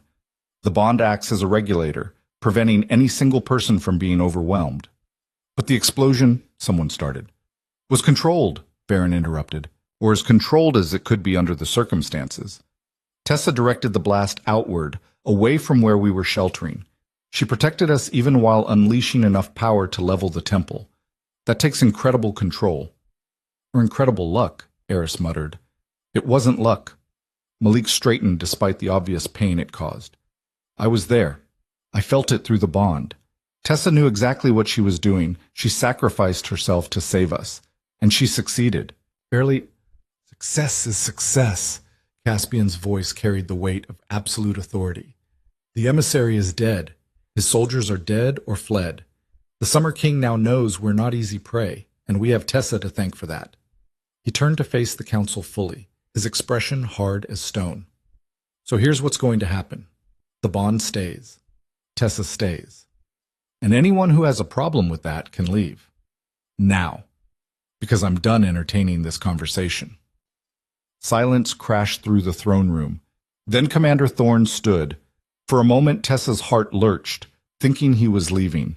Instead, he placed a fist over his heart and bowed. I stand with the Queen, he said.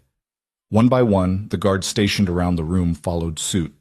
Fists to hearts, heads bowed. Eris looked around, his expression caught between anger and shock. This is madness. No, Tessa said. This is loyalty, something you might want to consider. His face went red, but he sat down without another word. Maren stood more slowly, her expression unreadable. If the bond destabilizes again, it won't, Varen said firmly. But if it does? Then we handle it, Caspian said. Together, as we should have from the beginning. Maren studied them for a long moment. Then she inclined her head. Very well. I will trust your judgment, for now. It wasn't enthusiastic support, but it was enough. The rest of the council followed her lead, sitting back down and murmuring their acceptance. Eris held out longest, his jaw clenched, but eventually even he nodded. Tessa felt something in her chest loosen. Caspian stepped closer, his hand finding hers. The touch was careful, controlled, but present. Real. The bond between them hummed with warmth. Are you all right? He asked quietly. Getting there. You should be resting. I will, after this. She squeezed his hand. We needed to face them together. We did. He looked down at their joined hands, wonder flickering across his face. It doesn't hurt. No, it doesn't. Malik moved to her other side, slower but steady. When he took her other hand, the bond flared brighter. Still careful, still gentle, but growing stronger. Varen completed the circle, his hand warm on her shoulder. For the first time in weeks, Tessa felt the bond settle into place properly.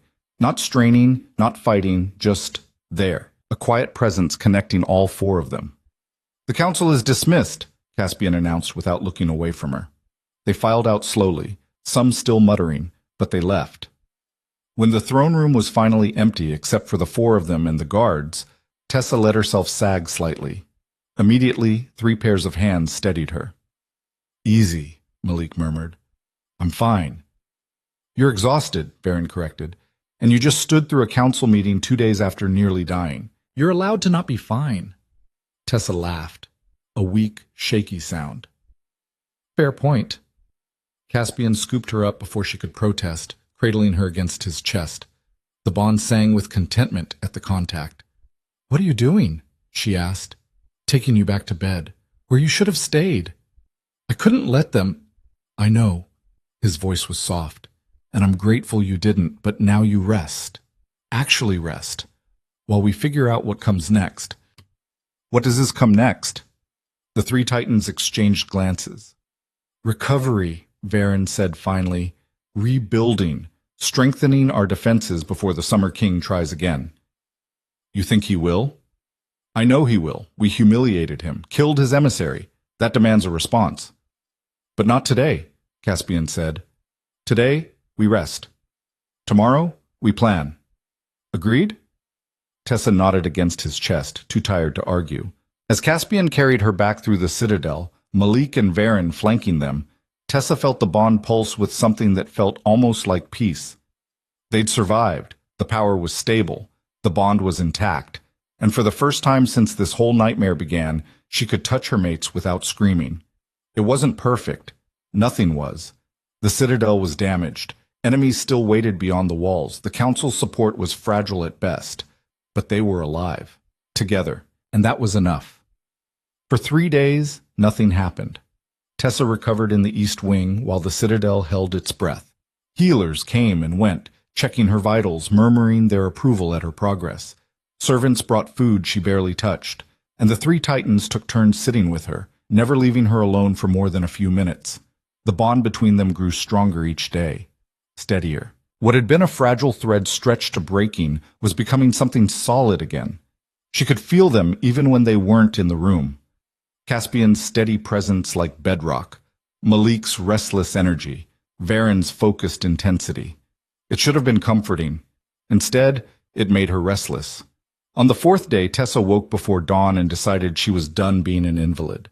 She dressed herself, slowly, carefully, but without help, and made her way to the gardens. The damage from the explosion was visible even here. Vines that had grown wild during her illness were now withered and brown. Flowers that had bloomed in violent excess lay scattered across the paths like discarded petals. The whole place looked like it was mourning. Tessa understood the feeling.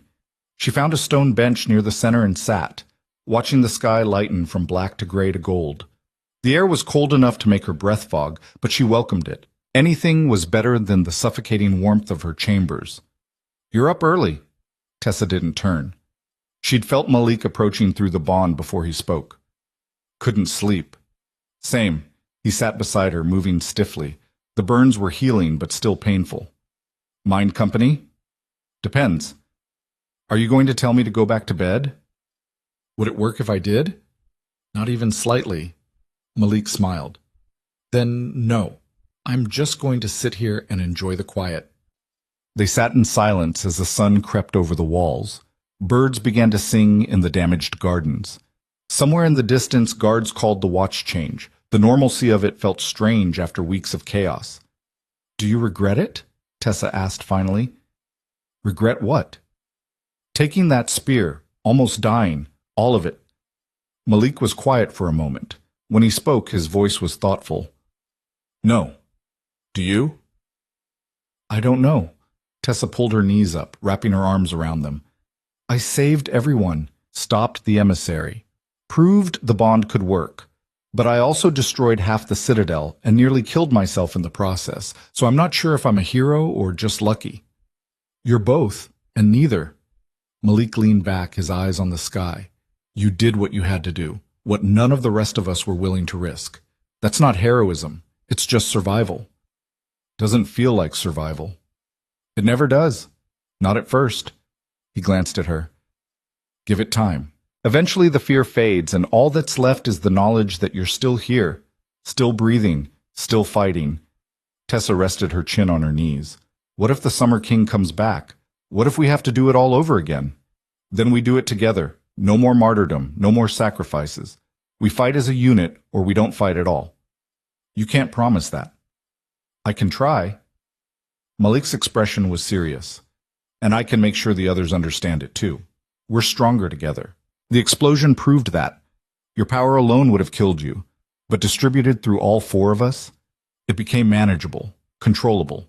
That's what we need to remember." The simple honesty of it made her throat tight. They sat together until the sun was fully risen and the citadel began to wake around them. Servants appeared on the paths carrying baskets and tools. Guards changed positions on the walls. Life continued, stubborn and persistent, despite everything that had tried to snuff it out. Then Malik stood with a wince and offered his hand. "Come on. Varen will have my head if he finds out I let you sit in the cold this long."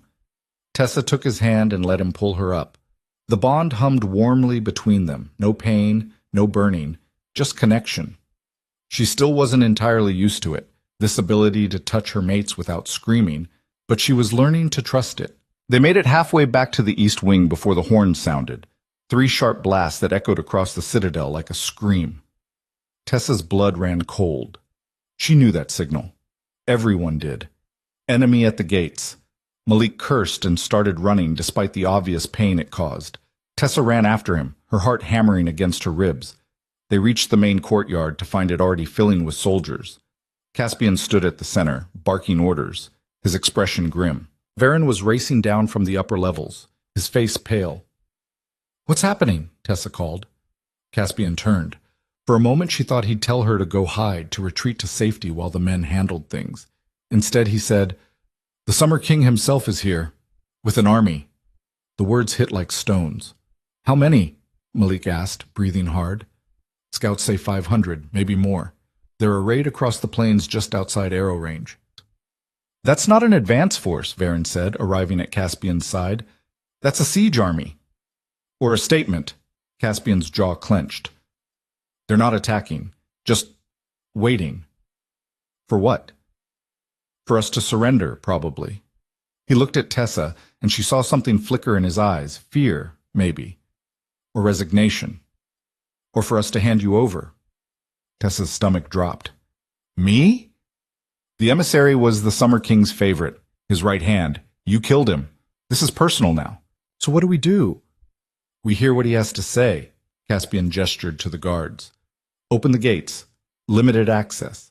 I want archers on every wall and—" "No," Tessa interrupted. Everyone turned to stare at her. "No?" Caspian repeated, his voice carefully neutral. "Don't open the gates. Don't give him the satisfaction." Tessa stepped forward, her mind racing. The fear was there, sharp and cold in her gut, but beneath it was something else. Determination. Let me go out there. Absolutely not, all three Titans said in unison. He wants me, right? He's here because I killed his emissary, so let me face him. That's suicide, Varen said flatly. Not if you come with me. Tessa, listen. She looked between them, willing them to understand. The Summer King brought an army to our doorstep. He's making a show of force, trying to intimidate us. If we cower behind walls, he wins. But if we meet him head on, as equals, we show him we're not afraid. We should be afraid, Malik muttered. 500 soldiers. Who haven't attacked? Who are just standing there? Why? Tessa's pulse was racing, but her voice stayed steady.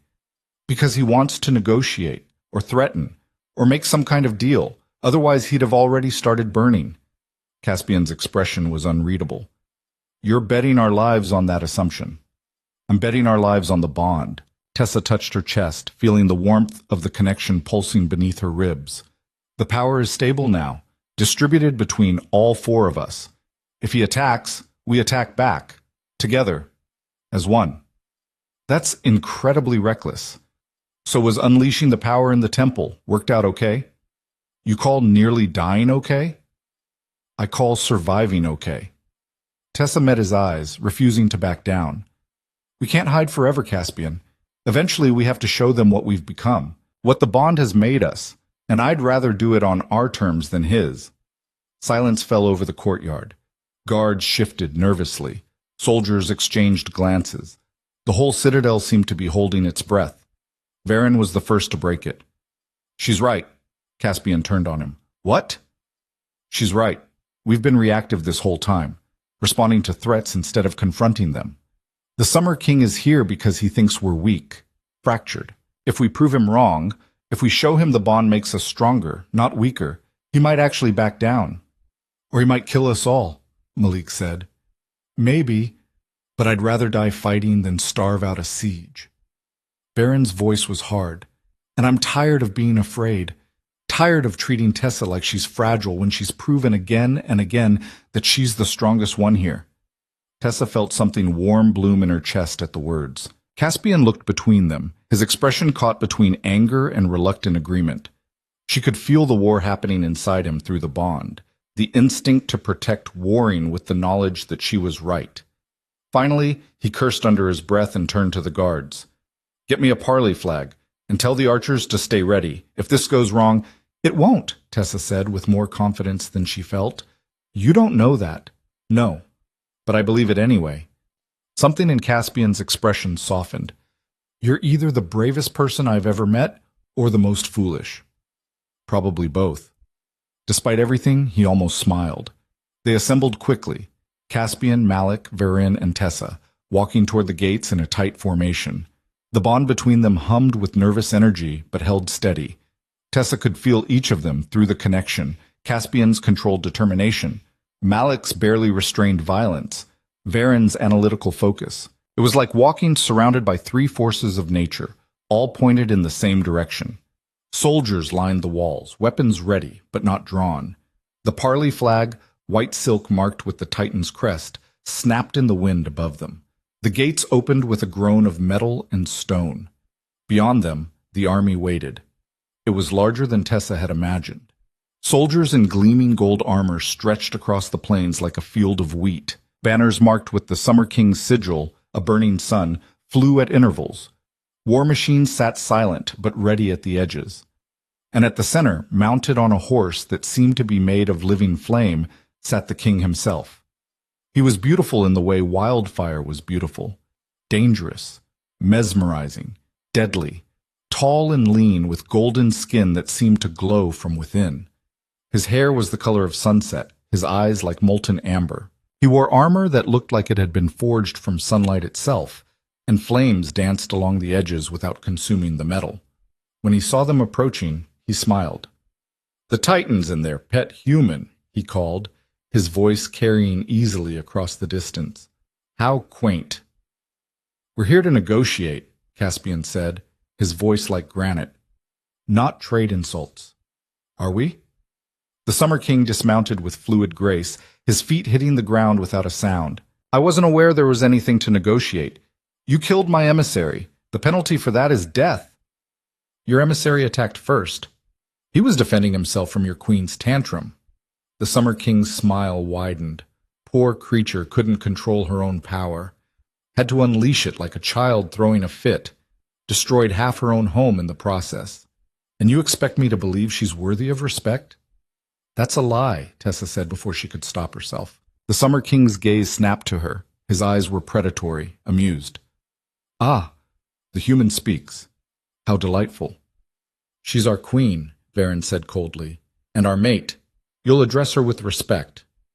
Respect? The king laughed, and the sound was like breaking glass. For a creature who nearly burned herself out of existence, who destroyed half her own citadel in a fit of uncontrolled power. Why would I respect that? Because I'm still standing, Tessa said. The laughter died. She stepped forward, moving ahead of the Titans despite their protests through the bond. She could feel their alarm, their desire to pull her back. But she pushed past it. This was her fight, her mistake to correct, her enemy to face. The Summer King watched her approach, his expression shifting to something more curious, calculating. You're either very brave or very stupid, he said. I've been told that before. And yet you continue to walk toward your death. Fascinating. He tilted his head. Tell me, little queen, do you actually believe you can stand against me? Against 500 soldiers trained in fire magic since birth?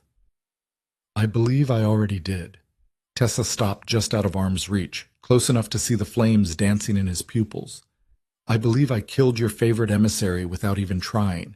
I believe you're here because you're scared of what I might become. The Summer King's expression went cold. I fear nothing. Then why bring an army? Why not just walk in and take me yourself if you're so confident? Silence. Tessa pressed the advantage. You're here to intimidate us, to make us afraid.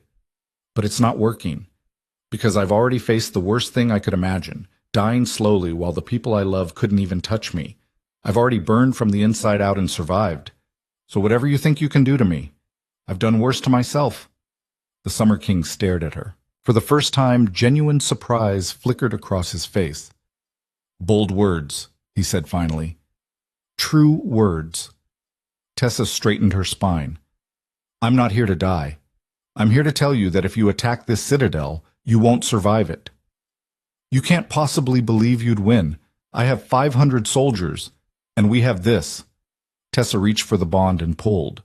The response was immediate. Power flooded through the connection, from Caspian, from Malik, from Varen, all of it converging on her like rivers joining into a single current. She didn't try to control it, didn't try to shape it, just let it flow through her and out, creating a visible shimmer in the air around them. The temperature dropped, then spiked.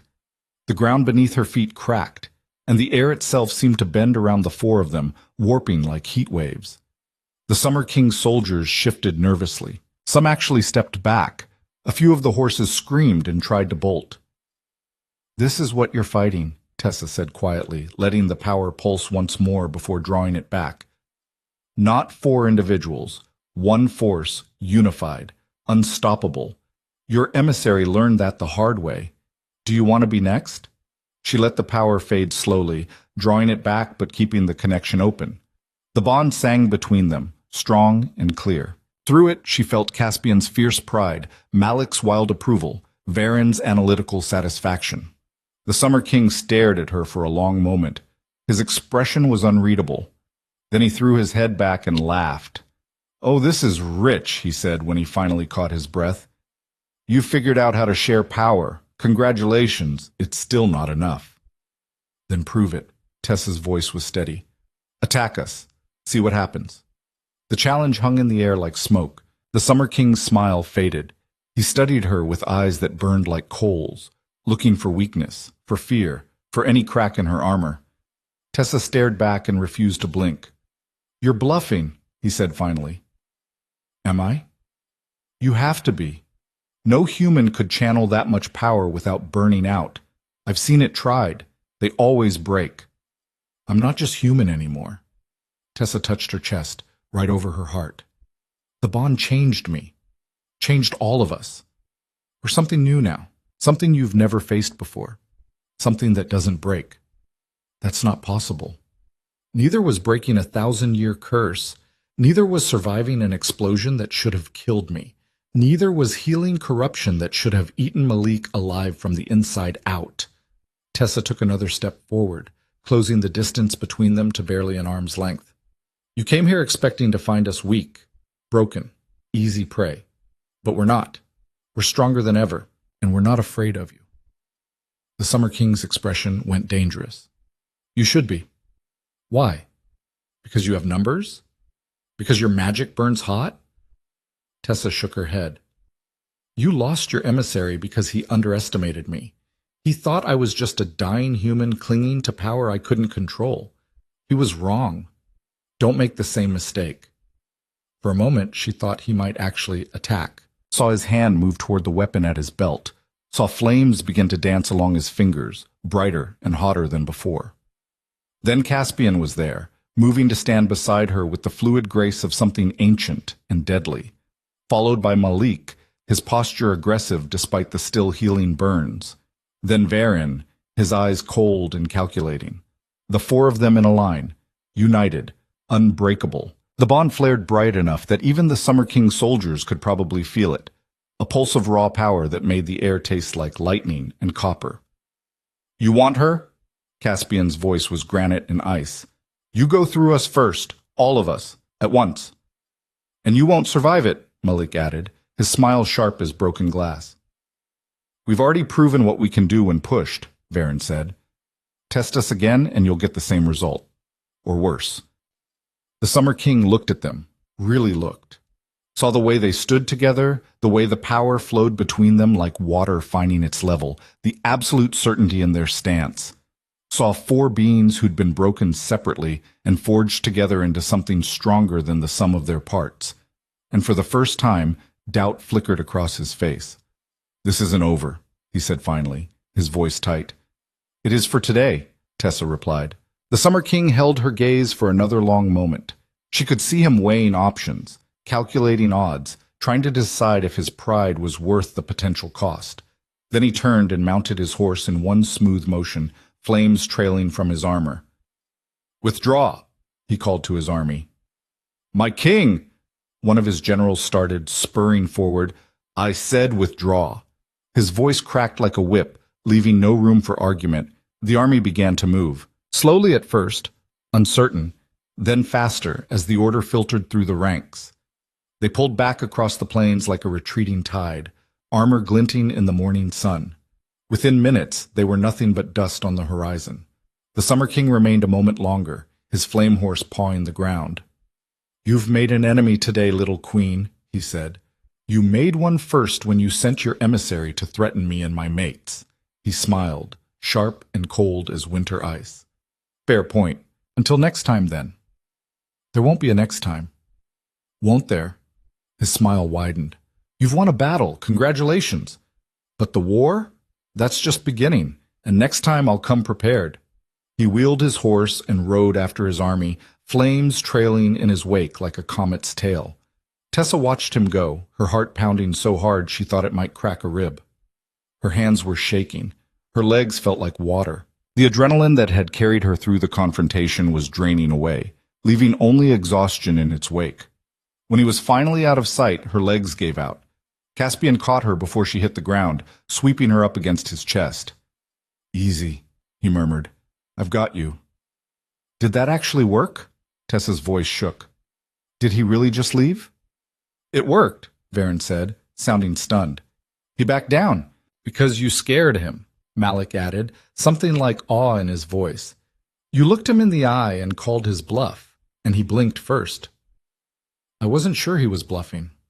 Neither was I, Caspian admitted, but it doesn't matter now. He's gone, and he knows we're not easy prey, that we'll fight back with everything we have. Tessa let herself sag against him, exhaustion crashing over her like a wave. Can we go inside now, before I pass out? Already on it. He carried her back through the gates to cheering. The soldiers on the walls were shouting, banging weapons against shields in celebration. The courtyard erupted in sound as people realized what had just happened. that the Summer King himself had retreated without a single arrow fired. Tessa barely registered any of it. She was too busy focusing on the bond, on the way it had held steady through the entire confrontation, on the way the power had answered when she called without trying to consume her or burn her alive. They'd done it, actually done it, proven the bond worked, proven they were stronger together, proven she wasn't a liability but an asset, a weapon, a queen. Caspian carried her all the way to the throne room, his steps sure and steady. He set her down gently on one of the massive thrones, his throne, the one carved from black stone, and knelt in front of her so they were eye level. "Are you all right?" he asked. "I will be." Tessa touched his face, marveling at the fact that she could without pain, without fear. "We all will be." Malik and Varen joined them, completing the circle. For a moment they just stood there, connected through the bond, feeling the aftermath of adrenaline and fear and triumph washing through them in waves. "That was insane," Malik said finally. "Completely," Varen agreed. "But effective," Tessa added. Caspian laughed, a real laugh, surprised and relieved and maybe a little bit broken. "You're going to give me gray hair. You're immortal. You'll recover." "I'm not so sure about that anymore." Tessa smiled and pulled all three of them closer, letting the bond wrap around them like a blanket. Physical touch, emotional connection, and magical power all woven together into something that felt like home. "We did it. We actually did it." "We did," Caspian agreed. "Because of you. Because of all of us." "No." His expression was serious now, his eyes holding hers. "Because you had the courage to stand up when everyone else wanted to hide. You saved us, Tessa. Again. You saved me first. All of you. When I was burning out, when I couldn't control the power, you held on to the bond even when it hurt, even when it would have been easier to let go." "We couldn't let go," Malik said quietly. "Not of you. Never of you." "We tried," Varen added with a wry smile. "Didn't work. You're stuck with us now." The bond pulsed with warmth and certainty and something that felt dangerously close to joy. Tessa felt tears prick her eyes. "I love you, all three of you, even when you drive me crazy, even when you're overprotective and stubborn and impossible." "The feeling is mutual," Caspian said. "Absolutely," Malik agreed. "Without question," Varen finished. They stayed like that as the citadel celebrated around them, wrapped in each other and the bond that had nearly destroyed them, but ultimately made them whole. The future was uncertain. The Summer King would return. Other enemies would come, but for now, in this moment, they were together, alive, victorious. And that was enough. The days that followed were a blur of reconstruction and reestablishment. The temple was cleared, the rubble sorted, the foundation examined for what could be salvaged. Varen declared it structurally sound enough to rebuild, and work began immediately. The gardens were replanted with his careful supervision, this time with normal growth patterns instead of the violent explosion of life from before. The council met daily to plan defenses and prepare for the Summer King's inevitable return. But this time, Tessa was part of it all. Not as a fragile queen who needed protecting, not as a problem to be managed, as an equal, a partner, someone whose opinion mattered and whose power was respected rather than feared. It was strange at first, overwhelming. She'd gone from being dying and isolated to being central and necessary in a matter of days. But the Titans helped her navigate it, showed her how to wield authority without wielding tyranny, how to listen without being weak, how to lead without losing herself. And the bond made it easier. She could feel their confidence in her through the connection, could draw on their strength when she needed it, could offer her own in return. It flowed both ways now, natural as breathing. They were learning to be a unit, a real one, not just four people bound by magic, but four people choosing each other every day, in every decision, in every moment. Commander Thorne became an unexpected ally, offering tactical advice and smoothing things over with the more traditional soldiers who still weren't sure what to make of their human queen. Lady Marin proved surprisingly pragmatic, throwing her support behind Tessa once it became clear the bond wasn't going to break. Even Lord Eris grudgingly acknowledged that Tessa had proven herself, though he still looked at her like she was a wild animal that might bite. Tessa found she didn't care. She'd stopped trying to convince people who didn't want to be convinced, stopped worrying about what the council thought of every decision. She had 3 mates who believed in her absolutely, and that was enough. 3 weeks after the Summer King's retreat, Tessa stood in the rebuilt gardens and watched the sun set over the citadel walls. Spring had fully arrived now, real spring, not the violent explosion of growth from before. The flowers bloomed naturally, the vines climbed without strangling, birds nested in the trees. Everything was balanced, like the bond. "You're thinking too loud." Tessa turned to find Caspian approaching, a small smile on his face. He'd relaxed over the past weeks, the constant tension in his shoulders finally easing. "Sorry, just processing." "Still?" "There's a lot to process." She gestured at the gardens, the citadel, everything. "A month ago I was dying, burning from the inside out, unable to touch any of you without screaming. Now I'm helping plan military defenses and sitting in council meetings and—" She stopped.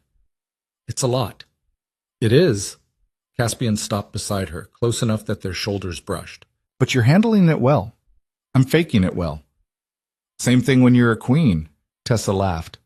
"Is it?" "Absolutely." He paused, his expression turning more serious. "Can I ask you something?" "Always." "Do you regret it? Any of it? Breaking the curse, binding yourself to us, nearly dying repeatedly, becoming something you never planned to be?" Tessa considered the question seriously, turning it over in her mind. A month ago, she would have said yes without hesitation, would have given anything to go back to being normal, human, safe, alone. Now? "No," she said. "I don't regret it." "Even though it nearly killed you?" "Even then." She looked up at him, meeting his eyes. "Because it also gave me you, all 3 of you, and the power to stand against people who would have destroyed us. And a purpose bigger than just surviving day to day." Caspian's expression softened in a way that made her chest ache. "You're remarkable." "I'm stubborn." "That too. It's one of your best qualities." He reached for her hand slowly, still careful despite weeks of successful contact. When she didn't pull away, his fingers laced with hers. The bond hummed with warmth but no pain. Just connection, just rightness, just them. They stood together as the sun bled red across the horizon, painting the citadel in shades of amber and gold. Somewhere in the gardens she could hear Malik laughing at something Varen said, could feel them both through the bond, warm and alive and real. "What happens next?" Tessa asked. "We prepare. Train. Strengthen the bond even more. The Summer King will come back eventually. When he does, we'll be ready.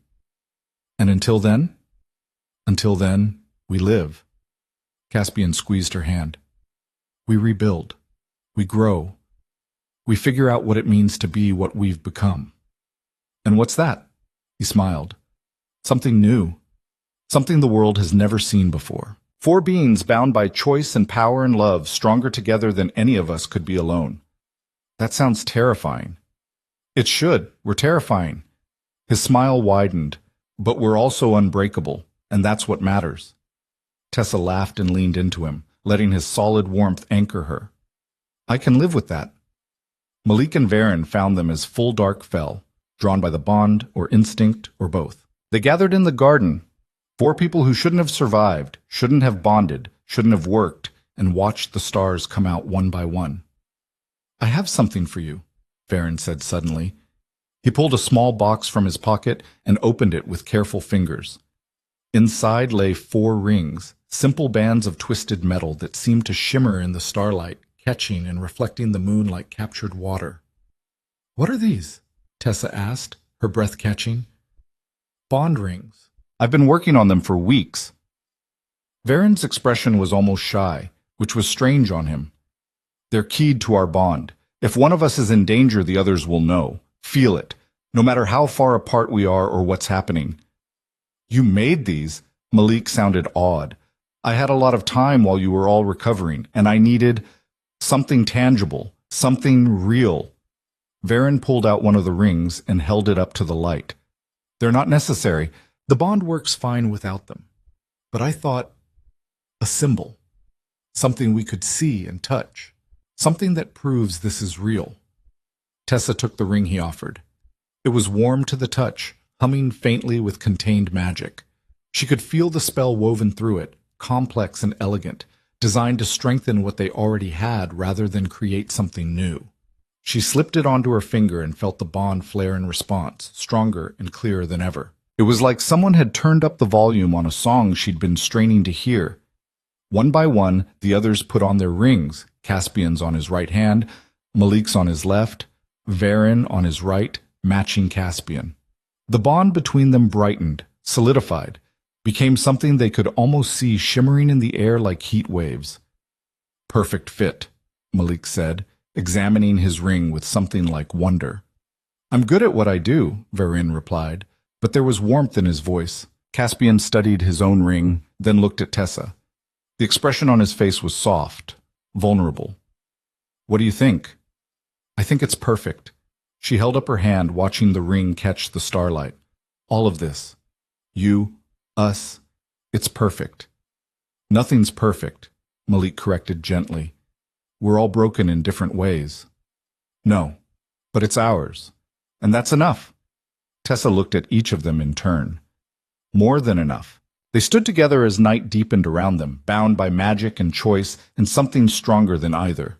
The citadel rose behind them, damaged but standing. The world waited beyond the walls, full of threats and challenges and enemies who would test them again and again. But for now, in this moment, they were whole. 4 broken pieces that had somehow fit together into something unbreakable. A queen who'd been dying and chose to burn instead. 3 titans who'd been isolated for centuries and chose to risk everything for love. And a bond that had nearly destroyed them all, but ultimately saved them. Tessa looked at her mates, at Caspian's steady strength, Malik's fierce passion, Varen's careful devotion, and felt something settle in her chest. Not the power, not the magic, just certainty. This was where she belonged. Not as a sacrifice, not as a solution, not as a problem to be managed, but as herself, flawed and fierce, and finally, completely free. So what now? She asked, even though she already knew the answer. Now, Caspian said, pulling her close with one arm while the other 2 moved in. We see what happens when the world realizes we're not afraid anymore. They won't like it. Good. Malik grinned, wild and unrepentant. Let them try to stop us. They'll fail, Varen added with quiet confidence. Because we're stronger than they think, Tessa finished. No. Caspian's voice was soft but absolute. Because we're stronger than we thought, and we're just getting started. The bond flared bright between them, 4 lights becoming one force becoming infinite. Above the citadel, the stars wheeled slowly across the sky, bearing witness to something the world had never seen before and would never forget. A queen who burned from within and refused to turn to ash. 3 titans who learned that love was stronger than fear. And a bond forged in fire, tested in battle, and proven unbreakable. Together, they would reshape the world, or burn it down trying. Either way, they'd do it together. And that was all that mattered.